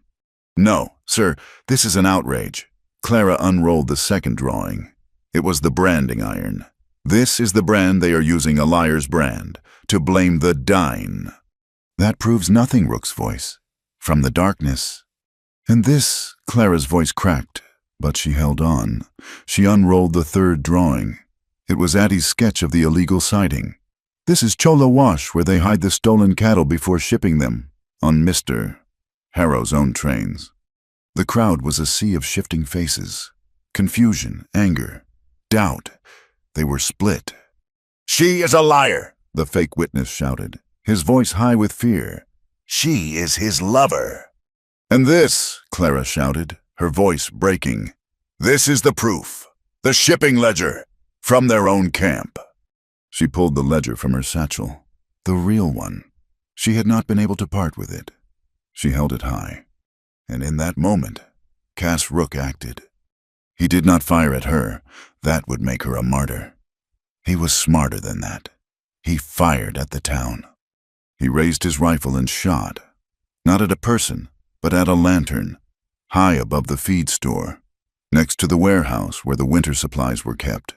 The lantern exploded. A second shot, and a keg of lamp oil stacked against the wall erupted in a sheet of blue flame. "Fire!" a woman screamed. The dry wooden warehouse went up like a torch. The crowd, which had been a debating body, became a panicked mob, screaming, pushing, running from the heat. Rook's plan was brilliant. Chaos. In the chaos, the ledger would be lost, the woman forgotten, the night's accusations burned away with the town's supplies. But he had not counted on Atsayazi. A shadow emerged from the alley, moving against the tide of people. It was Atsa. He was not running. He was hunting. He saw Clara, trapped on the platform as the fire roared, the ledger still in her hand. Rook was moving toward her, using the panic as cover. Rook raised his rifle, this time at her. And Atsa was on him. Not with a gun. He hit him with his shoulder, a driving, silent force that sent Rook sprawling, his rifle clattering on the stones. Rook snarled, drawing his knife, but Atsa was gone, melted back. He was at the platform, grabbing Clara's arm. The book. She gave it to him. He stuffed it inside his own shirt. "The fire!" a woman screamed. "My children, they were in the wagon! They are in the warehouse!" The whole front of the building was an inferno. Rook, his face contorted with rage, saw his chance. He grabbed his rifle and ran, not at Atsa, but into the burning warehouse. Toward the back, he was going to burn the ledger, and the man carrying it. "No!" Clara screamed. Atsa did not hesitate. He ran in after him. The crowd was frozen, watching the horror. The fire was a roaring beast. And then Shia was there, and Miguel, pulling people back, organizing a bucket brigade. Addie, the artist, was not panicking. She stood, her face pale, her sketchbook open, her charcoal flying, capturing the scene, the flames, the crowd, and the unmistakable lean figure of Cass Rook, outlined against the fire as he disappeared inside. Sheriff Pike, his face white, his authority in ashes, finally snapped. He drew his pistol. This was his town, his people. "Rook!" he bellowed, running toward the fire. "By God, Rook, you are under arrest!" Two of Rook's men, who had been setting smaller fires, stepped from the shadows and grabbed him. One hit him, hard, in the stomach. Pike crumpled, his gun taken, his authority gone, left gasping in the dust as the town he was meant to protect burned. Lucius Harrow watched, his face impassive. From the hotel balcony, he took a small sip of his brandy. Inside the inferno, the floor groaned. Shia, who had been pulling a panicked horse away, saw a small child, frozen in terror near the loading dock. She ran, grabbing the child, tossing him to safety, just as a burning beam crashed down. It struck her, a glancing blow, and she fell, her arm pinned, the fire searing her sleeve. Atsa, choking on smoke, had lost Rook. He saw his sister. He roared, a sound of pure, animal rage, and ran to her, pulling the smoldering wood off her arm. She was conscious, but in pain. Clara, who had followed him, was helping the child. "Get her out!" Atsa yelled. They half-dragged, half-carried Shia out into the square, her arms smoking, her face tight with pain. The warehouse roof collapsed with a sound like the end of the world. A column of sparks, a billion angry stars, shot into the sky. Rook was gone. The ledger was safe, still hot against Atsa's skin. But the town was burning. Atsa looked at the flames, at his sister, at Clara. He wanted to run. He wanted to take Shia to the mountains, to the quiet places, to heal. He wanted to take Clara from this town that would only, ever, try to kill her. "We have to go," he said, his voice ragged, pulling at Shia. "No," Clara said, her face black with soot, her eyes burning with a fever he had not seen before. "We do not look." She pointed. The bucket brigade was working. Miguel, Father O'Rourke, Marchetta, even Addie, Anglo, Mexican, Pueblo. They were fighting the fire, together. "We go now," Clara said, "and we lose. We stay. We go to the end." She coughed, her lungs raw. She turned to go back. To help. As she passed her rooming house, a young boy ran up and shoved a piece of paper into her hand. "From a man, ma'am, he paid me a dime." She opened it. The paper was hot from the fire in the street. The handwriting was crude, a scrawl. "Leave Atsa. Live. Stay. Be buried." She crumpled it in her fist. The fire in the square was nothing to the one in her heart. The fire was a smoking, stinking wound in the heart of the plaza. By the time the first gray light of dawn touched the high mesas, the warehouse was gone. The feed store was a pile of black, steaming rubble. Where the festival had been, there was now only ash, broken glass, and the smell of defeat. They met in the one part of the church that had survived, the small, stone-walled baptistery. Father O'Rourke, his face a mask of soot and fury. Miguel, his arm in a sling, his eyes burning. Addie, her sketchbook clutched to her chest, her face pale. Shea was there, her burned arm wrapped in clean linen, her face tight with pain and an unbending, cold anger.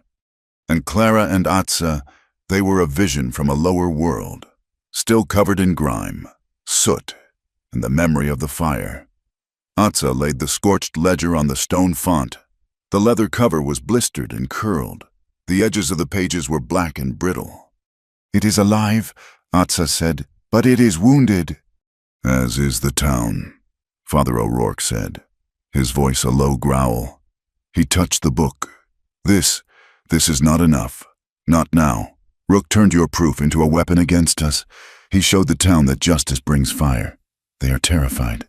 Pike is a prisoner in his own office. Harrow is untouched. So we get more proof, Clara said. Her voice was a dry rasp. The smoke had ruined it. There is no more, Miguel said, wincing as he shifted his arm. The cattle in Chola Wash. They are gone. Rook will have moved them, or scattered them. The camp will be ashes, like this one. He did not move all of them, Atsa said, his voice quiet. Everyone turned to him. He was looking at the small, high window, toward the railroad tracks. He did not have time. The fire was his distraction, but it was also his prison. He had to stay, to manage his men. The train, Clara whispered, the pieces clicking into place. Miguel, you said he would not stop the train. Miguel nodded, his eyes widening. It is due tonight, at the siding. He has to move the last of the cattle. He has a contract to fill. A contract, Father O'Rourke said, his gaze becoming sharp. A contract, yes, the telegraph. A train does not move without the wire, the orders, the shipping manifests. They will be in the station. A new, desperate plan was forged in that cold stone room. It was a plan born of ashes, a wild, improbable gamble. Rook will be at the train, Atsa said. He will guard it with his life. It is his escape, and his payment. Then we will take it from him, Clara said. We cannot fight him and his men, Miguel argued. They are 30, we are 5, and wounded.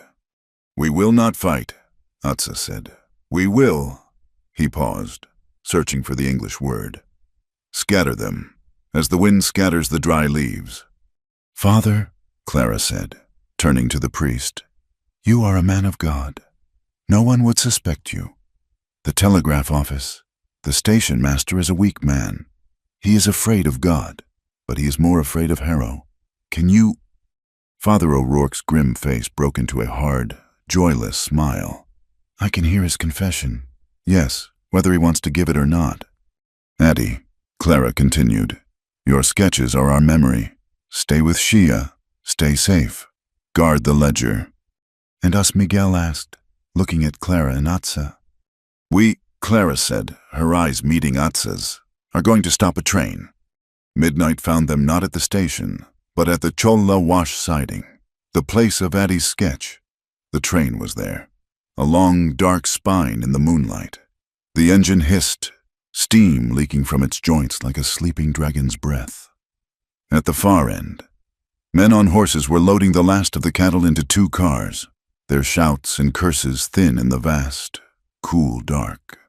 And just as Miguel had predicted, there was a boxcar, separate from the others. Being guarded by 2 men, it was not a cattle car. Clara, Atsa, and Miguel lay on a low rise, watching. There, Clara whispered, pointing to the boxcar. The supplies. The tar. And there, Atsa said, his voice tight. Cass Rook was on the platform, a lantern in his hand, yelling at the men. He was impatient. He was nervous. How do we get past him? Miguel breathed. We do not, Atsa said. He touched Clara's arm. Wait here. He slipped away. Not a man, but a shadow, melting into the rocks. Clara and Miguel waited, the silence stretching, broken only by the clank of the engine and the distant shouts. A full 5 minutes passed. Then, from the north, a new sound, a low, rolling thunder. It was not a storm, it was hooves. Atsa had found a small band of mustangs, grazing in a hidden valley. He was behind them, a dark shape on his horse, pushing them, guiding them. He did not stampede them at the train. He stampeded them past it.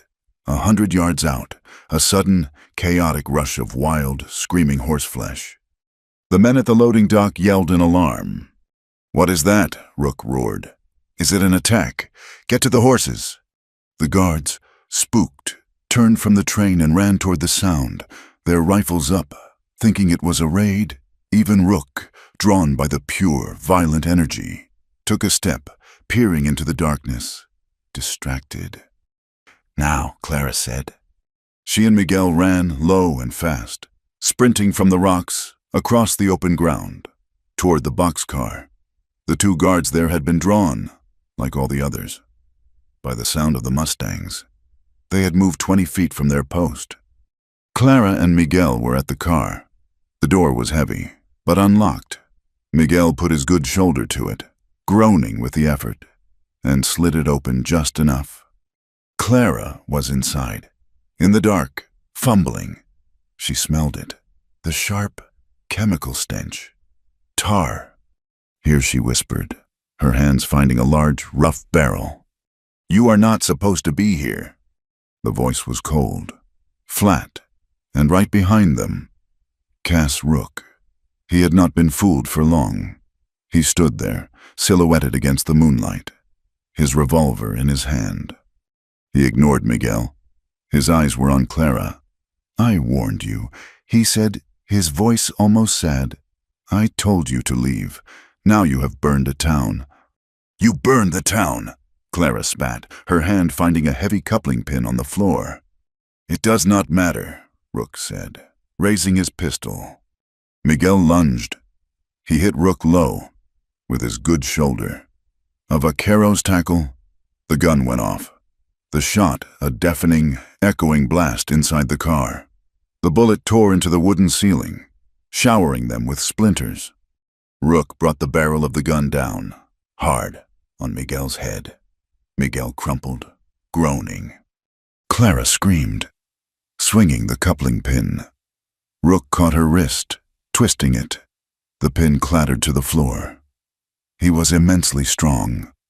He pulled her close, his other hand grabbing her hair, pulling her head back. "Harrow pays for cattle," he snarled, his face inches from hers. "He pays me to clean up, and you, ma'am, are a mess." The train, with a sudden, violent lurch, began to move. The engineer, startled by the gunshot, was pulling out. The lurch threw them both. Clara fell hard. Rook kept his feet, grabbing a handhold. He looked down at her, a real, cold smile on his face. A perfect ending, a ride to nowhere. The car door was still open. A shape appeared in it. Atsa. He had circled back, silent. He was in the doorway, balancing on the moving train, a coil of rope in his hand. Rook saw him and his smile widened. "Both of you." He raised his pistol. Atsa did not climb in. He threw the rope. It was not a lasso. It was a weapon, a length of heavy hemp. He threw it like a whip, the knotted end catching Rook across the wrist, the same wrist that held the gun. Rook roared, his fingers spasming open. The pistol flew from his grasp, skittering across the floor. Atsa was in the car. He and Rook stared at each other. This was not a fight of guns. This was older. Two men, in a dark, moving box. Rook lunged, pulling his knife. Atsa met him, not with a weapon, but with his body. They crashed against the wall, a tangle of pure, violent motion. Atsa's wound tore open, a fresh, hot pain, but he ignored it. He was a blacksmith. He was used to pain. Clara scrambled, finding the gun. She aimed it, her hands shaking so badly she could not hold it steady. "Stay out of it," Atsa yelled, blocking a vicious knife thrust. She saw Miguel, stirring. She went to him. Rook was strong, but Atsa was faster, fueled by a lifetime of quiet, contained rage. He slammed Rook's knife hand against the wall. The knife dropped. Atsa hit him. A hard, solid blow to the stomach. Rook doubled over, gasping. The train was picking up speed, clattering over the rails. Atsa grabbed Rook by the shirt. He was going to throw him from the train. "No," Clara shouted. "We need him." "We need him dead," Atsa roared, his face a stranger's. "We need the proof," Clara screamed, her eyes wild. She pointed, not at Rook, but at the barrel. "The tar help me." The barrel, the proof. Rook, seeing his chance, seeing them distracted, slammed his head back into Atsa's face. Atsa staggered, his nose breaking with a wet crunch. Rook did not go for a weapon. He ran. He scrambled to the open door, looked at the dark, rushing ground, and he jumped. He hit the ballast, rolled, and was gone, consumed by the night. Atsa was on his knees, blood pouring from his nose. Clara was at his side, her hands on him. "Are you all right?" He pushed her away, roughly, grabbing the edge of the open door, spitting blood. He was furious. "He is gone." "But we are not," she said, her voice shaking, but firm. She went to the barrel. "Help me!" He looked at her, at the barrel, at the open door. He understood. This was her brand, her proof. Together, they put their shoulders to it. It was heavy, full. They rolled it to the edge. "Now," she cried. They heaved. The barrel tipped, balanced for a heart-stopping second, and then fell, tumbling from the train, crashing onto the tracks below. It burst open, a great black splash, a dark, stinking flag, planted on Harrow's iron road. They stood at the open door, watching the stain recede, the wind cold on their faces, the train carrying them into the dark. Miles away, in the telegraph office, Father O'Rourke had found the night operator, a young man pale with fear. "I cannot, Father," the man stammered. "Mr. Harrow's orders. All manifests are private." Father O'Rourke leaned in, his face black with soot, a death's head in the lamplight. "My son," he said, his voice a low, Irish rumble. "You are afraid of Mr. Harrow, who can take your job. That is understandable. But you are about to be afraid of me, for I am a servant of God, who can take your soul. And I must tell you, he is very, very angry tonight." He walked out 5 minutes later, a long, yellow spool of telegraph paper in his pocket. It was the order, LH to El Paso cattle brokers, 200 head, as agreed. The sky, which had been a clear, starry canvas, was changing. Clouds, thick and bruised, were rolling in from the east, blotting out the moon. They had jumped from the train a mile later, a hard, painful roll in the scrub. Miguel was conscious, but dazed. Atsa's face was a mask of blood. Clara was shaking. They huddled under a rock overhang as the first fat drops of rain began to fall. Then the sky split.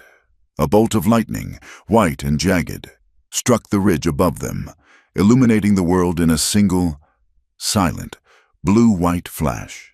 It was followed by a crack of thunder that shook the ground. And then the heavens opened, a cold, driving rain, a deluge, turning the dust to instant, running mud. It washed the blood from Atsa's face. It washed the soot from Clara's skin. But they all knew what it was doing. Miles back, at the tracks, the rain was washing the dust, but it would not wash the tar. It would only smear it, spread it, turn it into a long, black, undeniable accusation. A stain, a handprint of guilt, left for the world to see. Clara shivered, a deep, bone-rattling chill. Atsa, saying nothing, took the blanket from his bedroll, the only dry thing they had, and wrapped it around her shoulders. She looked at him, her eyes dark in the flashes of lightning. She leaned, not against him, but into the warmth of the wool, her shoulder just brushing his. He hesitated. Then his arm came around her, not in a caress, not in possession, but as an anchor, a shared, solid presence in the screaming wind and the rain. They sat like that for a long time, two exhausted, battered people, watching the storm try to wash the world clean. "He got away," she whispered, her voice dead. "Rook, he will go back to town. He will be waiting." He will not find us, Atsa said, his voice thick from his broken nose. No, Clara said. She pulled away, the blanket still around her. The fire was back, a cold, hard flame in her eyes. He will, because we will be there. In the plaza. In the morning.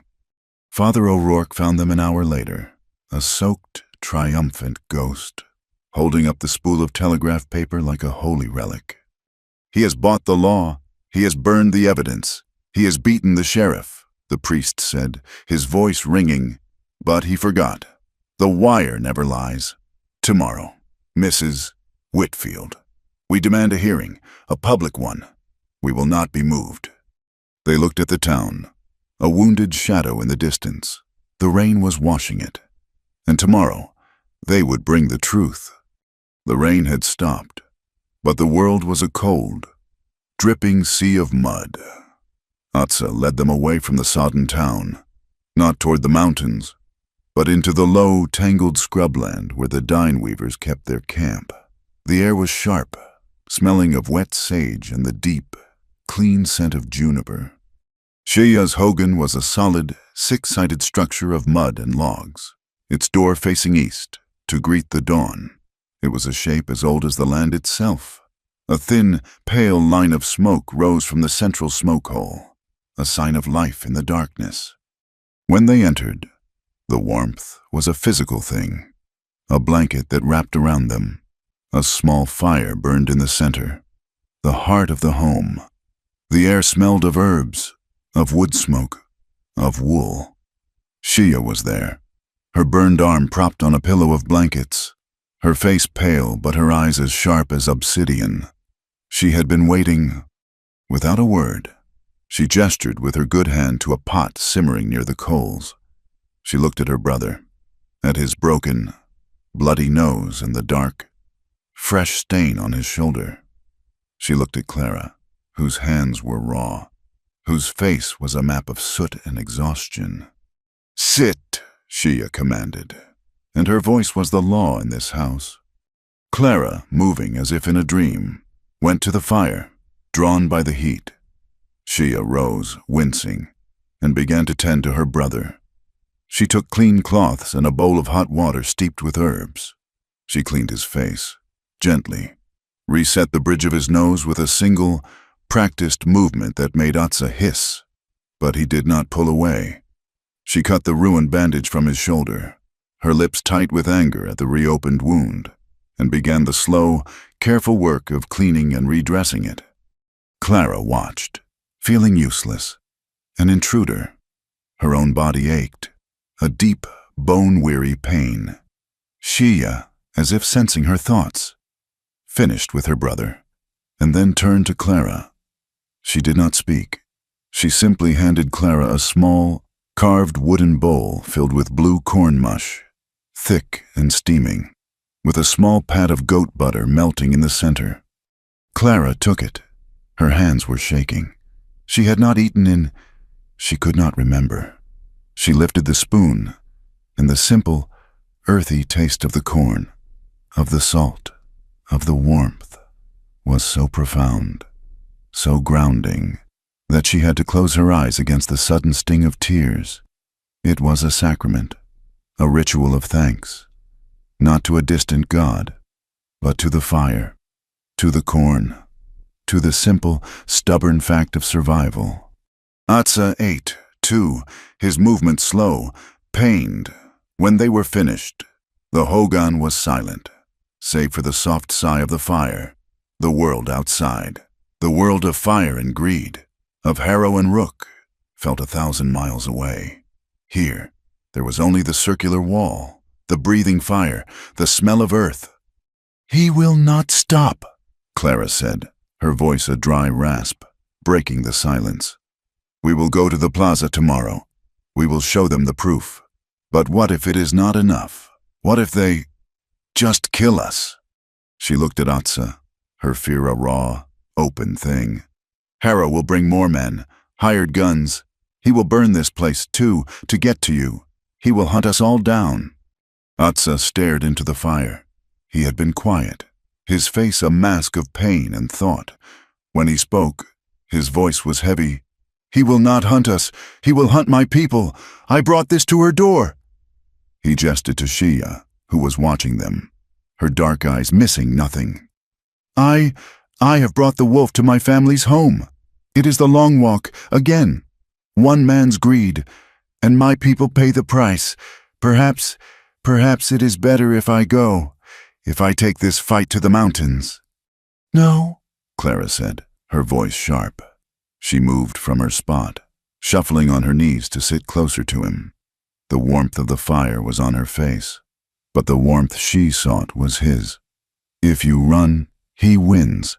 He wins the land. He wins the law. He wins the story. He will call you a coward and a murderer, and the world will believe him. She looked at him, at the dark, dried blood on his face, the deep lines of pain around his eyes, the strength in his unbroken shoulder. She saw the man from the cage, the man who had survived the walk, the man who had pulled her from the creek, the man who had run into a burning building for his sister. "You are strong," she whispered, her hand finding his fingers calloused and hard against her raw skin. He did not pull away. He looked at her, his eyes full of the shadows of his past, of the weight he was carrying. "Then take your time," she said, her voice thick, the words for him and for her. "Hold me slowly, so I'll never forget." It was a request. It was a plea. It was a statement. He had held her in the rain, an anchor. Now, she was asking for a different kind of anchor. He did not speak. He turned, shifting his wounded body. His good arm came around her, pulling her against his chest. She let out a breath she had been holding since Kansas, a ragged, broken sound, and she leaned into him. She rested her head against his solid, warm chest, her ear over his heart. She could hear it, a slow, steady, powerful beat. Life. His arm was a comfort, a fortress. Her own arms went around him, her hands spreading flat against his back, feeling the hard, lean muscle. They just held each other. Two exhausted, wounded people, in the center of a small, earthen home, surrounded by a world that wanted them dead. It was not a fire. It was a healing. His hand, the one that was not holding her, found her hand, his fingers laced with hers. A quiet, simple joining. This was not possession. It was a choice, a promise. Made in silence, before the battle. They were choosing each other. They stayed like that for a long, long time, the fire settling to red, glowing coals.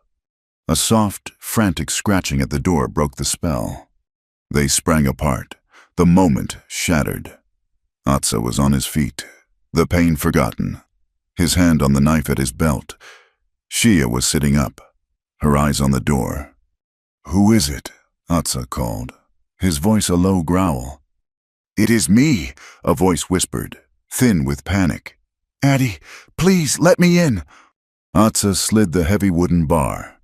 Addie tumbled in, soaked and gasping, her sketchbook clutched to her chest like a shield.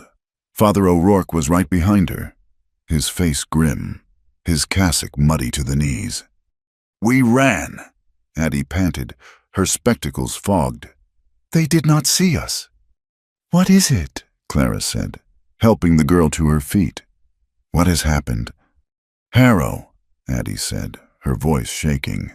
"He is not sleeping. He held a meeting at the hotel with the mayor and Sheriff Pike and new men." "New men?" Atsa asked, his voice sharp. "Not from here," Addie said, wringing her hands. They look like the men in the magazines, gunslingers. They wear fine suits, but they have guns. I saw them. Harrow he was smiling." Father O'Rourke stepped forward, his face a thundercloud. "It is worse. It is a citizens' tribunal. That is what they are calling it. A public hearing, yes, but not the one we want. Harrow and the mayor have just now, not an hour ago, appointed a panel of 12 concerned citizens to hear the evidence in the morning. I saw the list. Every man on it works for the railroad or owes his store to Harrow's bank. A cold, sick silence filled the hogan. A rigged jury, Clara whispered, the hope draining from her. A show trial. They will take our proof, and they will laugh, and then they will hang him. They will destroy the evidence, Atsa said, his voice flat. And they will destroy us. Clara's mind, which had gone soft and warm in his arms, was suddenly sharp. A cold, bright blade. She looked at the priest. The telegraph spool, she said. Father, you have it. I do, he said, patting the pocket of his wet coat. Then we cannot give it to them, she said. We cannot give the original to that kangaroo court. What do we do? Addie asked, her voice small. Clara looked at the door. The postmaster, Gantry, he is a coward, but he is a federal employee. He fears Washington more than he fears Harrow. The plan formed, sharp and desperate, from the ashes of their hope. Father, Clara said, taking command. You and Addie will go to the post office. Now, you will wake Gantry. You will give him the original telegraph spool. He will not want to take it. You will make him. Father, you will tell him it is evidence in a federal crime, interference with the mail, conspiracy by the railroad. You will use those words. And then, the priest asked, his eyes catching her fire, you will make him send a verified copy by wire to the United States federal judge in Santa Fe immediately. And he will seal the original spool with the federal wax and send it on the morning mail pouch. That evidence will be gone from this town before sunrise. It will be safe. My child, the priest said, a slow smile spreading on his face. That is inspired. And tomorrow, Atsa asked. He was watching her, not as a woman he had held, but as a leader, as an equal. Tomorrow, Clara said, her voice steady. We will go to their tribunal, and we will present our case. We will use Addie's drawing of the wire. We will use the burned ledger. We will show them the brand. We will tell them, in front of the whole town, what they did. They will destroy the copies, Addie whispered. They will arrest us. Let them, Clara said, her voice iron. Let the whole town watch them destroy the truth. Let everyone see what they are. It does not matter, because the real proof, the real truth, will be safe. It will be on its way to Santa Fe. We are not just fighting for a verdict tomorrow. We are fighting for the record, for the truth. Father O'Rourke and Addie left, slipping back into the night, two small, determined shadows on a desperate errand. Shia, who had been listening, rose on her one good arm. She looked at Clara. You have, she said, her voice quiet, a strong heart. She went to a small wooden chest. She took something out. She walked to Clara and held it out.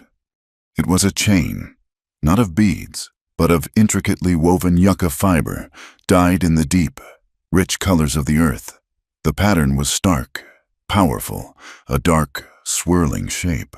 The storm, and from its very center, a single, bright green shoot, the sprout. For strength, Shia said, her voice soft. To stand on new ground. Clara's hands, raw and sore, reached out. She took the chain. It was rough and strong and beautiful. It was a gift of acceptance.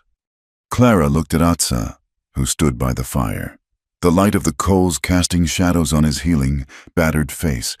The fear was still there, but it was a cold, hard thing now, a fuel. It is a good plan, he said. Whatever happens tomorrow, she replied, her fingers closing around the woven chain. This is not the end. We will build that school. You will build your forge. He nodded, his gaze meeting hers over the dying fire. A promise. And we will build a law, he said, a real one, here. The sun rose over a town that felt like a fresh grave. The air was cold, sharp with the lingering, sour smell of wet ash. The plaza, yesterday a place of festival, was a field of mud and debris. The blackened skeleton of the warehouse stood as a stark, accusing silhouette against the pale morning sky. But the crowd had gathered. They were not here for a festival. They were here for a hanging, or perhaps a reckoning. They stood in a thick, somber semicircle, their faces pale and anxious. They were ranchers, shopkeepers, vaqueros, and dine weavers, all drawn by the terrible gravitational pull of what was to come. On the platform where the band had played, a long table was set. Behind it sat the 12 men Father O'Rourke had warned of.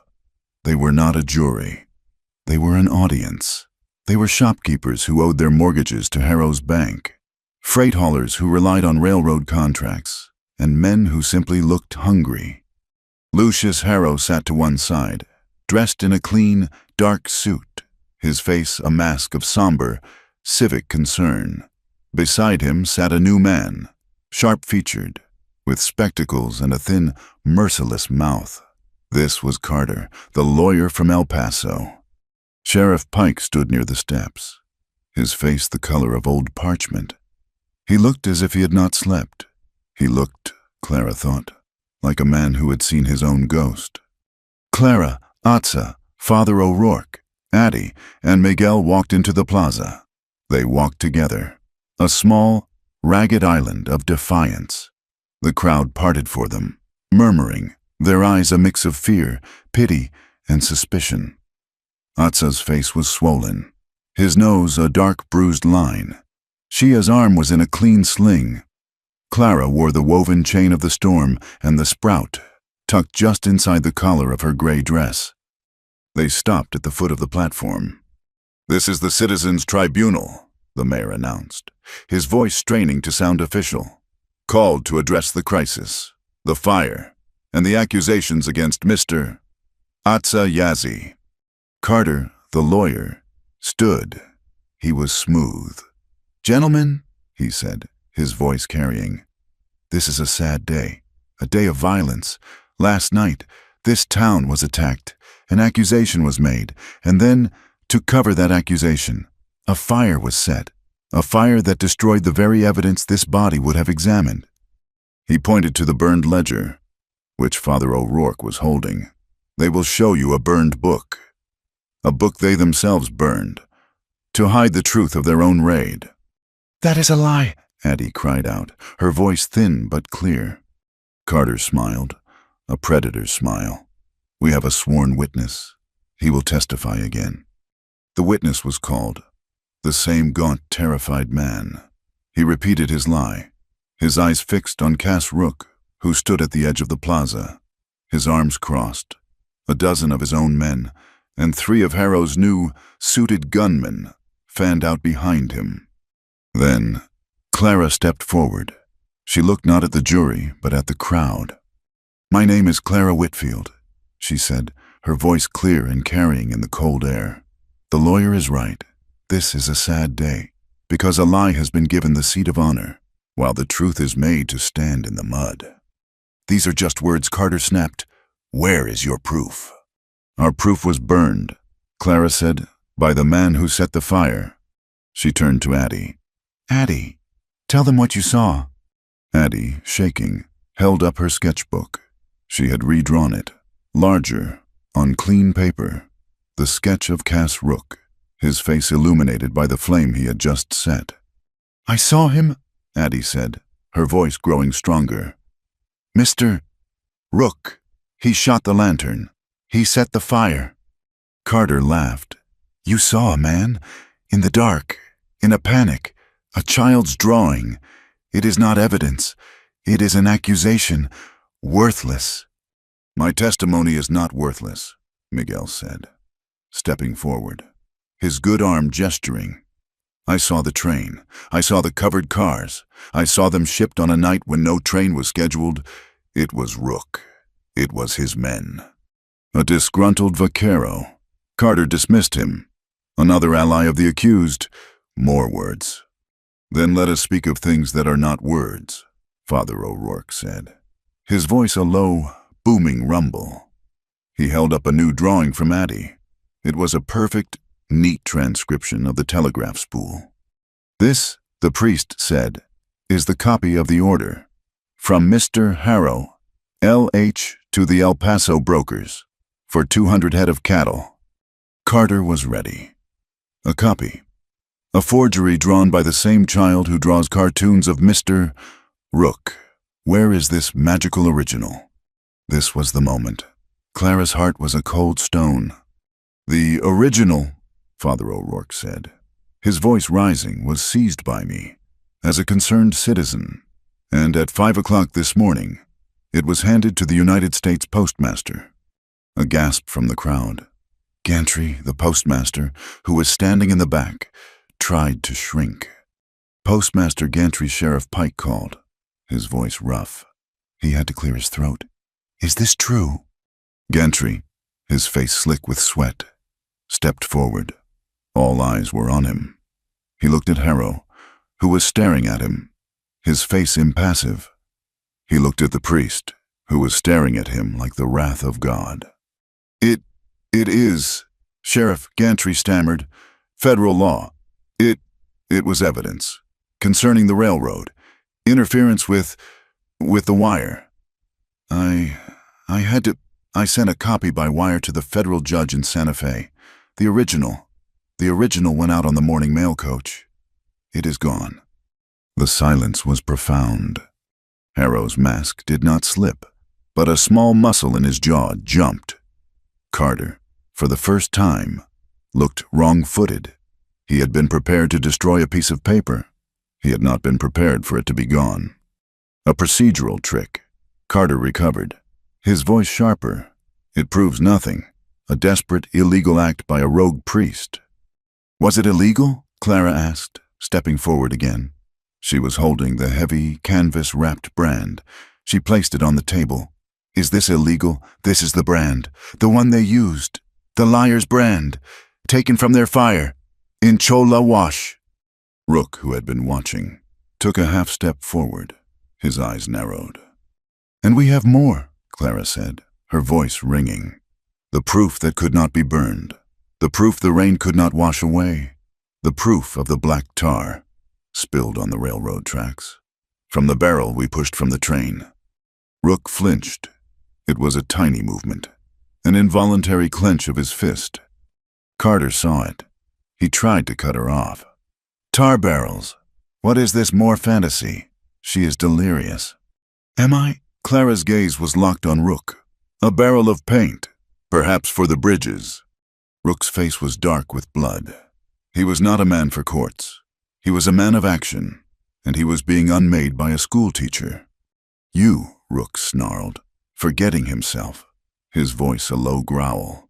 "You were in that boxcar. I saw you. That was paint. For the bridges, it was railroad property." He had said it. He had admitted it.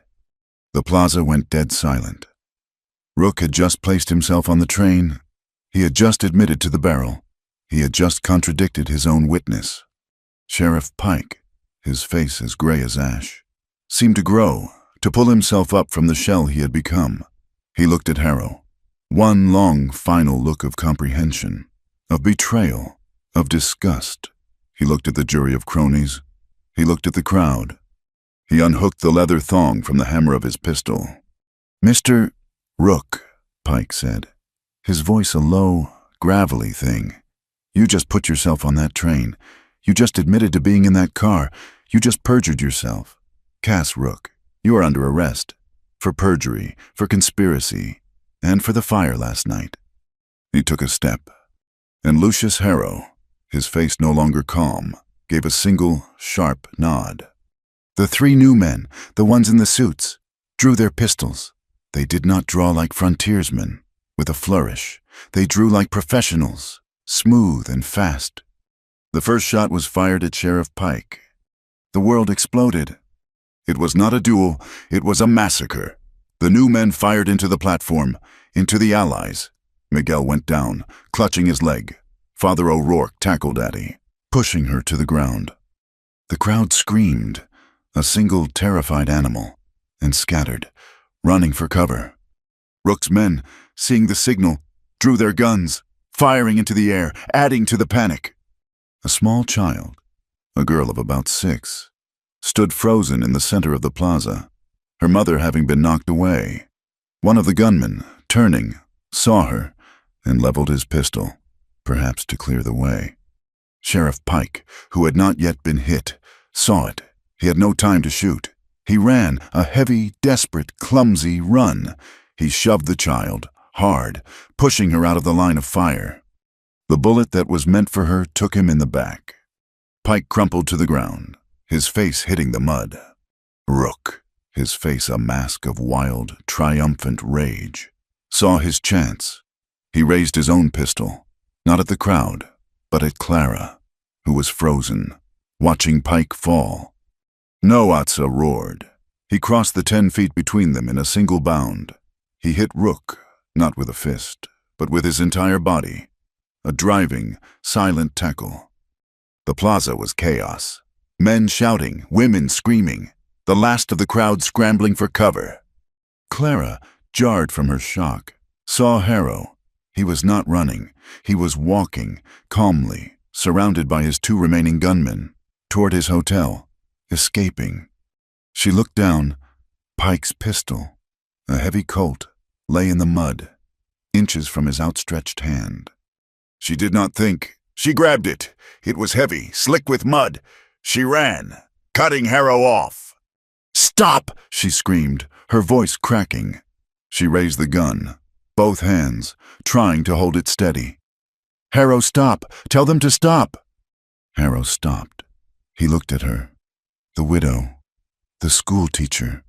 Her face was black with soot, her hair a wild tangle, her dress torn, and she was holding a gun, aimed at his heart. He saw the look in her eyes, the look of a woman who had already lost everything, the look of a woman who would, absolutely, pull the trigger. "Enough," Harrow said, his voice calm, raising his hands. "Gentlemen, stand down." The gunfire, which had become sporadic, stopped. On the other side of the plaza, the fight between Atsa and Rook was over. It had been brief, brutal, and silent. They had crashed through a vendor's stall. Rook had pulled his knife. Atsa, his shoulder searing, his nose a blaze of pain, had fought with a cold, clear precision. He had disarmed Rook, the knife skittering away. He was on top of him, his hands on Rook's throat. He could feel the man's pulse, the life. He could end it. He could kill the man who had set the fire, the man who had tried to hang him, the man who had hurt Shia. He saw the flash of his own rage, and in it, he saw the faces of the soldiers from the long walk. He would not be them. He drew back his fist and hit Rook once, a clean, hard blow to the jaw. The man went limp. The plaza was silent. The ringing in Clara's ears was the only sound. There was only the mud, the smoke, the dead, and the living. Atsa, breathing hard, found a length of rope from the broken stall. He bound Rook's hands, tightly. Clara held the gun on Harrow. Father O'Rourke was tending to Miguel's leg. Addie was at the side of the little girl, who was crying. Atsa dragged the unconscious Cass Rook through the mud, and he dropped him, like a sack of grain, at the feet of Sheriff Pike. Pike was not dead, not yet. He was on his side, his breath a wet, shallow thing. He had seen it. He had seen Atsa not kill him. He looked at the man he had caged. Atsa, his face a mask of blood and mud, stared back. It is the law," Pike whispered, a bloody foam on his lips. "It must be." His hand, shaking, went to his chest. He fumbled with the tin star. He ripped it free, his last act of strength. He pressed the small, muddy piece of metal into Atsa's hand. "You keep the peace," Pike gasped. "You are the law, now." His hand fell. His eyes, which had been fixed on Atsa's, went vacant, staring at the gray, indifferent sky. A sob escaped Clara's throat. Atsa looked at the badge in his hand. It was just a piece of tin, But it was heavy, heavy as a life, heavy as a town. He closed his fist around it. He stood up, and he walked, not to Clara, but to Lucius Harrow. He did not raise his voice. He did not threaten. He simply stood in front of the most powerful man in the territory. His face a grim, resolute mask, the bloody badge hidden in his fist. Mr. Harrow, Atsayazi said, his voice quiet and final. You are detained. You will wait for the federal judge. And the crowd, which had begun to creep back, watched. They saw the Baron, his hands in the air. They saw the hired guns, their pistols lowered. They saw the bound form of Cass Rook, and they saw the dying blacksmith, standing in the mud, holding the town's peace in his hand. The town of San Isidro did not celebrate its victory. It mourned its birth. The cost had been high, written in ash and blood, and the first act of the new, uncertain peace was a burial. They buried Sheriff Pike on the low hill overlooking the plaza, not in the churchyard. It was a decision made by the town, unspoken, but unanimous. He had died in the plaza, for the plaza, and he would watch over it. It was not a grand affair. Father O'Rourke spoke, his words simple, about a man who had been lost, and in his final moments, had found himself. The most profound moment came after the priest had finished. Shia, her arm in a clean sling, stepped forward. She was followed by Miguel, who limped on a new cane. They were followed by Marchetta, and then by a dozen others, Anglo, Mexican, and Dinah.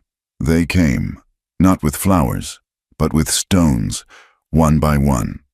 They placed a single, good stone from the riverbed on the grave, in the Navajo way of marking a place. They built a small, sturdy cairn, a monument not to a perfect man, but to a perfect act. Atsa was the last. He stood for a long moment, the muddy tin star still in his pocket.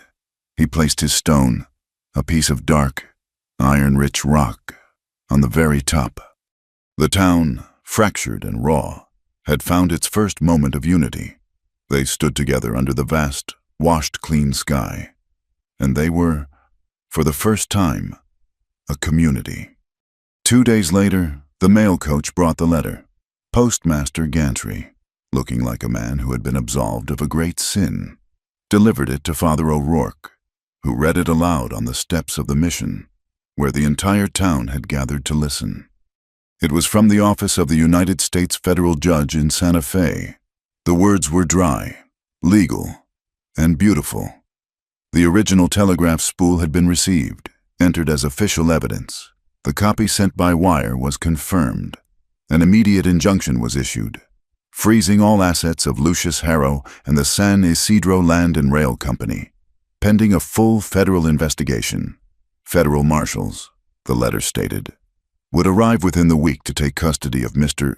Harrow, Mr. Rook, and the other gunmen, and to transport them to Santa Fe for trial. The victory was, at last, real. It was paper. It was law. Harrow, who had been under guard in the hotel, his new expensive gunmen disarmed and locked in the same cells they had helped build, heard the news. He said nothing. He simply poured himself a brandy, his hand, for the first time, shaking. The town began to breathe. The first breath was slow, painful, like that of a man with a broken rib, but it was a breath. The work of rebuilding began, not with timber and nails, but with heart. Atsa, his face healing, his shoulders stiff, went to the ruins of the feed store. He claimed the rubble. With Miguel and his cousins, he cleared the black, charred beams. He did not ask for money. He bartered, as his people had always done. He would mend. He would make. He built his forge. He used the stones from the ruined walls and adobe mud and his own hard-won strength. He built a new, bigger set of bellows. And when it was done, when the first clean, hopeful curl of smoke rose from its chimney, the town came. They brought broken plows, bent hinges, dull knives, and he fixed them. He heated the iron, and he hammered it. And with every strike, he was not just shaping metal, he was hammering out a new shape for the town, a shape of service, of use, of strength. On the day he opened, he walked to the wall by the door, and he hung the knife. The first good one he had made, the one he had given Clara. She had given it back to him in the quiet of Shia's hogan, her hands over his. "This is yours," she had said, "your work." Now, he hung it, not as a weapon, but as a promise, a memory of where they had been, and a sign of the work to come. Clara, too, began her work. She had no schoolhouse. The fund Harrow had donated was poison, and the town, in a quiet, unanimous vote, had returned it to the frozen assets. So she started her school under the shade of the one great cottonwood tree in the plaza, the one the fire had not touched. She had no books. They had burned with her meager belongings. She had no slate. She had a piece of charcoal from the forge and a wide, smooth plank of wood. Her first students were the children of the vaqueros, Miguel's nieces and nephews. Then, Addie brought her younger sister, and then, one morning, Shia came, leading 4 small, shy dine children who had never before set foot in the plaza without fear. Clara Whitfield, her voice still a little rough from the smoke, stood before them. She had 20 children, Anglo, Mexican, Navajo. They looked at her with wide, curious eyes. She was breaking a barrier as old as the dust. She taught them their letters, drawing in the dirt. She taught them their numbers, and she taught them their story, using Addie's sketches as their textbook. But nature, which had been their ally with the rain, became their new adversary. The rain stopped. The sun, which had been a comfort, became a tyrant, a drought, the kind that was a curse on this land. Settled. The air was dry. The mud of the plaza turned to cracked, hard stone. The creek began to slow, the water a thin, sluggish trickle. The corn in the small fields wilted. The town, which had survived fire, now faced thirst. It was Atza who solved it. He was not a farmer. He was a man of the earth.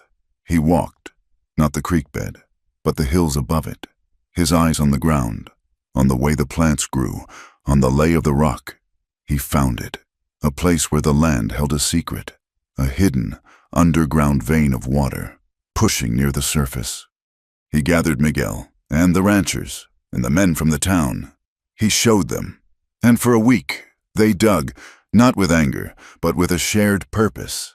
They dug a ditch, a mile long, from the high ground, guiding the water down, using Atza's eye and their own sweat. Clara and the women, Marchetta, Shia, Addie, brought them water and food. The children watched and learned a lesson not found in any book. They were learning how a community worked. When they breached the last wall of dirt, the water came, a clean, cold, beautiful rush.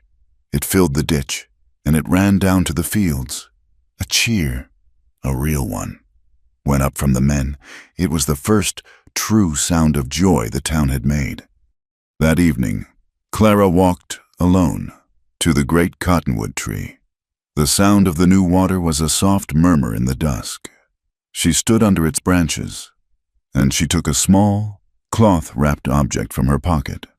She had gone to Pike's office, to the desk where she had left her bond, and she had found it, in the dust, overlooked, her ring, Robert's ring. She had held it for a week, a cold, gold circle of her past. She looked at it, the symbol of a life that was gone, of a man she had loved, of a grief that had defined her. She knelt in the soft, damp earth at the base of the great tree, not where the new water ran, but in the old, solid ground. With her hands, she dug a small hole. She kissed the ring, a gesture of goodbye, and she placed it in the earth. She covered it. She was not burying Robert. She was planting him, letting him go. She was placing her past in the ground so that she could, at last, stand on new ground. The town was healing. Addie, her sketches from the fire and the trial now famous, sat in the plaza, painting. It was a real painting, with oils, a gift from a traveling merchant. She was painting the plaza, not as it had been, full of ash, but as it was now. The forge, with its clean smoke, the children under the tree, the new, bright green of the corn in the fields. She called it the plaza after the rain. Shia, her arm healing, had gone back to her loom. She worked for weeks, her fingers flying. When she was done, she brought the gift to Clara's outdoor school. It was a blanket, a Hogan blanket, woven with the pattern of the storm, the dark, swirling clouds, and in the very center, the bright, defiant, green sprout, reaching for the light. It was the town story. It was Clara's story. They hung it from the branch of the cottonwood, a flag for their new, small nation. The federal marshals came, as promised. They were quiet, professional men who saw the new, unified town and were impressed. They took Harrow, his face a mask of cold fury, and Rook, who was sullen and silent, and the other gunmen. They left on the eastbound train. Justice would be done. The town council met. Their first act was to hold an election. Atza was nominated for sheriff. He refused. He shook his head, his hand on the star in his pocket, which he had not worn. "I am a blacksmith," he said, his voice quiet. "I am not the law. The law is all of us." They elected Miguel instead. He was a fair man, a man of the town, and he had a leg that would always remember the cost of the fight. And their second act, driven by Clara, was to pass a new town ordinance, not about cattle or land or guns. It was an ordinance, written in English and Spanish, and nailed to the post office wall. That made it a crime to use slander based on race or creed, to deny a man a trial or a seat at the table. It was a small thing, a piece of paper, but it was a start. That night, Clara was at her school, tidying the small space, folding the blanket. The air was cool, sweet with the smell of the damp earth. Atza came. He did not make a sound, but she knew he was there. He was just standing by the forge, watching her. She walked over to him. The forge was quiet. The coals banked. He had been working. She could tell. "The children are learning," she said, her voice soft. "They are," he said. "You are a good teacher, and you are a good blacksmith," she smiled. They stood in the comfortable silence that had grown between them. It was a language all its own. "I made a thing," he said, after a long time. He seemed, for the first time, nervous. His hand went into his pocket. He pulled it out. It was a ring. It was not a ring of gold. It was a ring of 3 metals, twisted together, like a small, perfect rope. Dark, strong iron from his forge. Bright, shining silver from his people, and the warm, red glow of copper.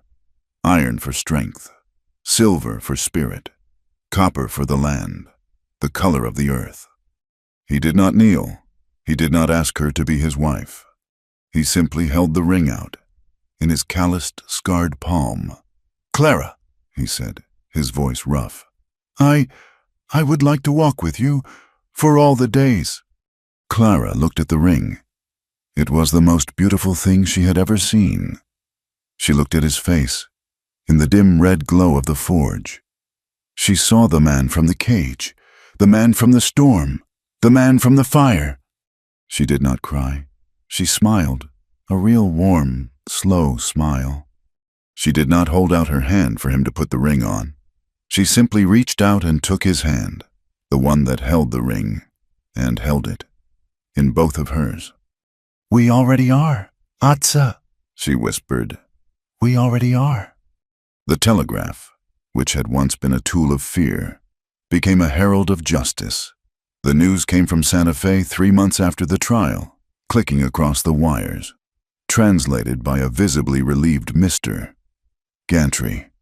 Lucius Harrow had been convicted. The weight of the federal government, combined with the irrefutable evidence of the telegraph spool, the burned ledger, and the testimony of the town, had crushed his defense. He was found guilty of conspiracy, fraud, and incitement to violence. His empire of paper and steel was dissolved. Cass Rook, convicted of arson and the murder of Sheriff Pike, was sentenced to life at hard labor. The reign of the railroad baron was over. The town did not celebrate with bonfires. They had seen enough fire. They marked the day with a quiet, profound nod. They had won, and now the work could truly begin. The railroad did not vanish. It was a line of iron, and it was still a fact. But the new management, sent from the east to clean up the mess, was a different kind. They were men of ledgers, not of rifles. They held public meetings. They spoke of compensation. They paid fairly for the land they used. The railroad, once a predator, became what it had promised to be, a tool. Clara's schoolhouse was the first new, permanent building erected in the rebuilt plaza. It was not built with Harrow's blood money.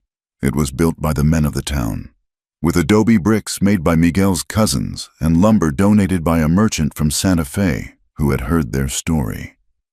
It was a fine, solid building, with real glass windows and a proper wooden floor. It served as the school, but it was also the town hall, the library, and the secretary's office.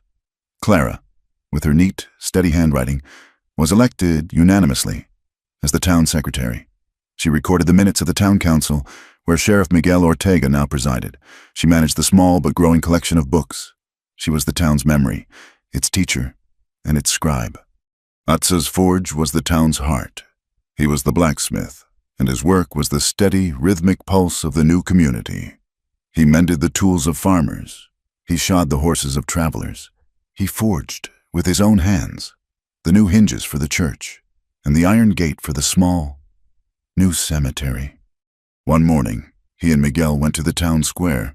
The iron cage, the one that had held him, still sat there, a rusting monument to the old fear.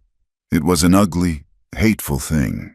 They attached a team of mules, and with the whole town watching, they dragged it, scraping and screaming in the dust, to his forge. He lit the fire, the hottest one he had ever built. He did not melt the cage.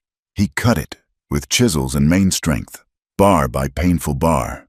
He laid the pieces in the fire, the iron that had been forged in prejudice, and he heated them until they glowed a sun-bright white. And he remade them. His hammer rang, a sound that echoed from the mesas. It was not the sound of a prisoner or a victim. It was the sound of a creator.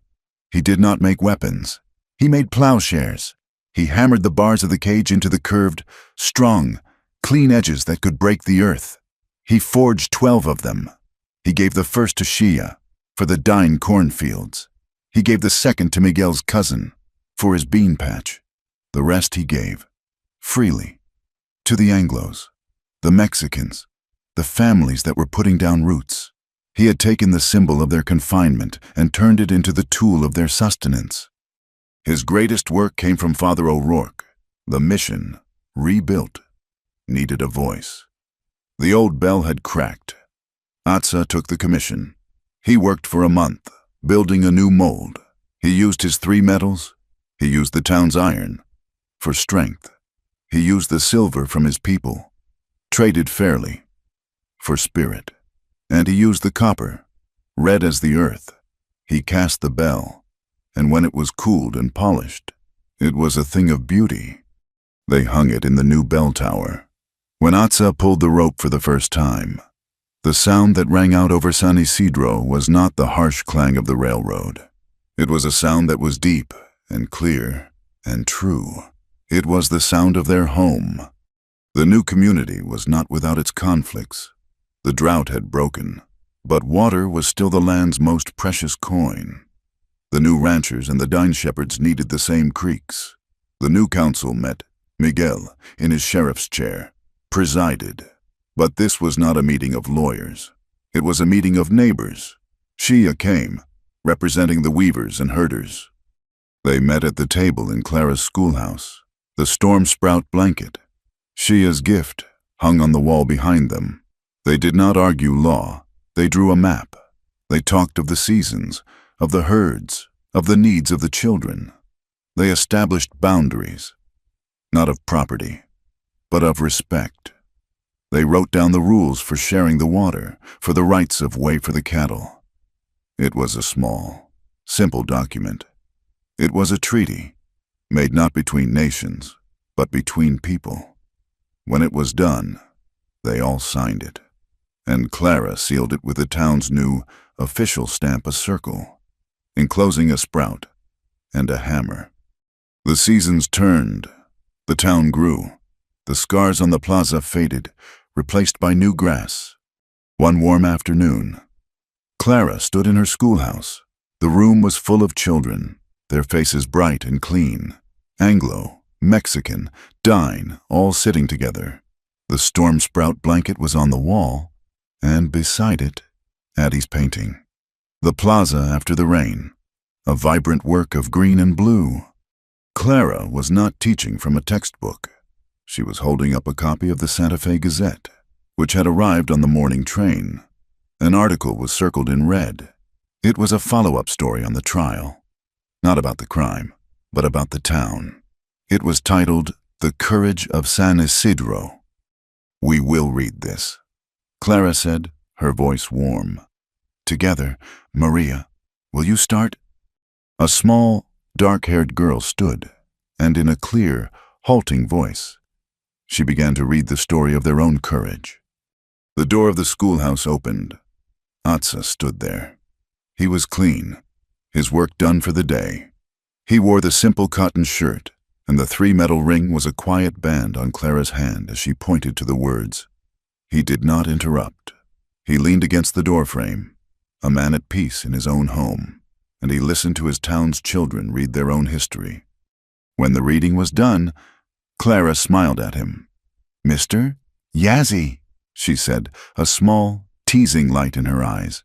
"You are just in time. The children have read the book of the town. Do you have a lesson for them?" He stood up straight, a slow, warm smile touching his lips. He nodded. "I do," he said. He walked not to the front, but to the door, and he opened it wide. "The lesson," he said, his voice quiet, "is outside." He led them out, not to the forge, but to the edge of the plaza, where the land met the wild. He pointed, not to the ground, but to the sky. "You have read the words," he said. "Now you must read the world, the book of the wind, the book of the hawk." He pointed to a single, high cloud, its edges catching the late afternoon sun. "That cloud," he said, "tells you the wind is changing. That hawk, circling, tells you there is water or life nearby. The stars, they are the map. You must learn to read the signs." He was teaching them his own language, the language of the earth, the language of survival, the language of home. Clara stood beside him, her hand finding his, and they watched, together, as their children looked to the sky. That evening, the plaza was quiet. The sound of Atsa's bell, a soft, bronze call, rolled across the valley, calling the families to supper. The day's work was done. Clara and Atsa stood on the small porch of the forge, which was now their home. The sun was settling, a great, bloody fire, behind the western mesas. It painted the sky in shades of violet and orange and deep, quiet rose. The air was cool and sweet with the smell of juniper. Clara leaned her head against his shoulder. His arm, strong and solid, came around her, pulling her close. The wounds were long healed, but the scars remained, a map of where they had been. "It is a good sound," she whispered, as the last note of the bell faded. "It is a good town." He nodded, his cheek brushing her hair. "We built it," he said. They stood in silence, watching the last sliver of the sun disappear, watching the first stars appear, the ones he had taught the children to name. He looked at her face, which was no longer the pale, haunted mask he had seen in the plaza, but a face of strength, of peace, of love. "Take it slow," he whispered, his voice low. "For her alone, a memory and a promise, so the West remembers our names." He turned her to him, and he kissed her. It was not the kiss of the storm, or the fire.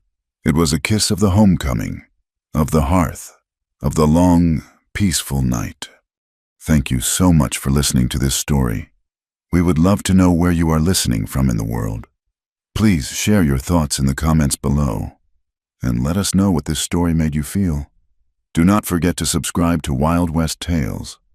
Like this video, and give that hype button a press. It helps us bring more of these stories to life for everyone.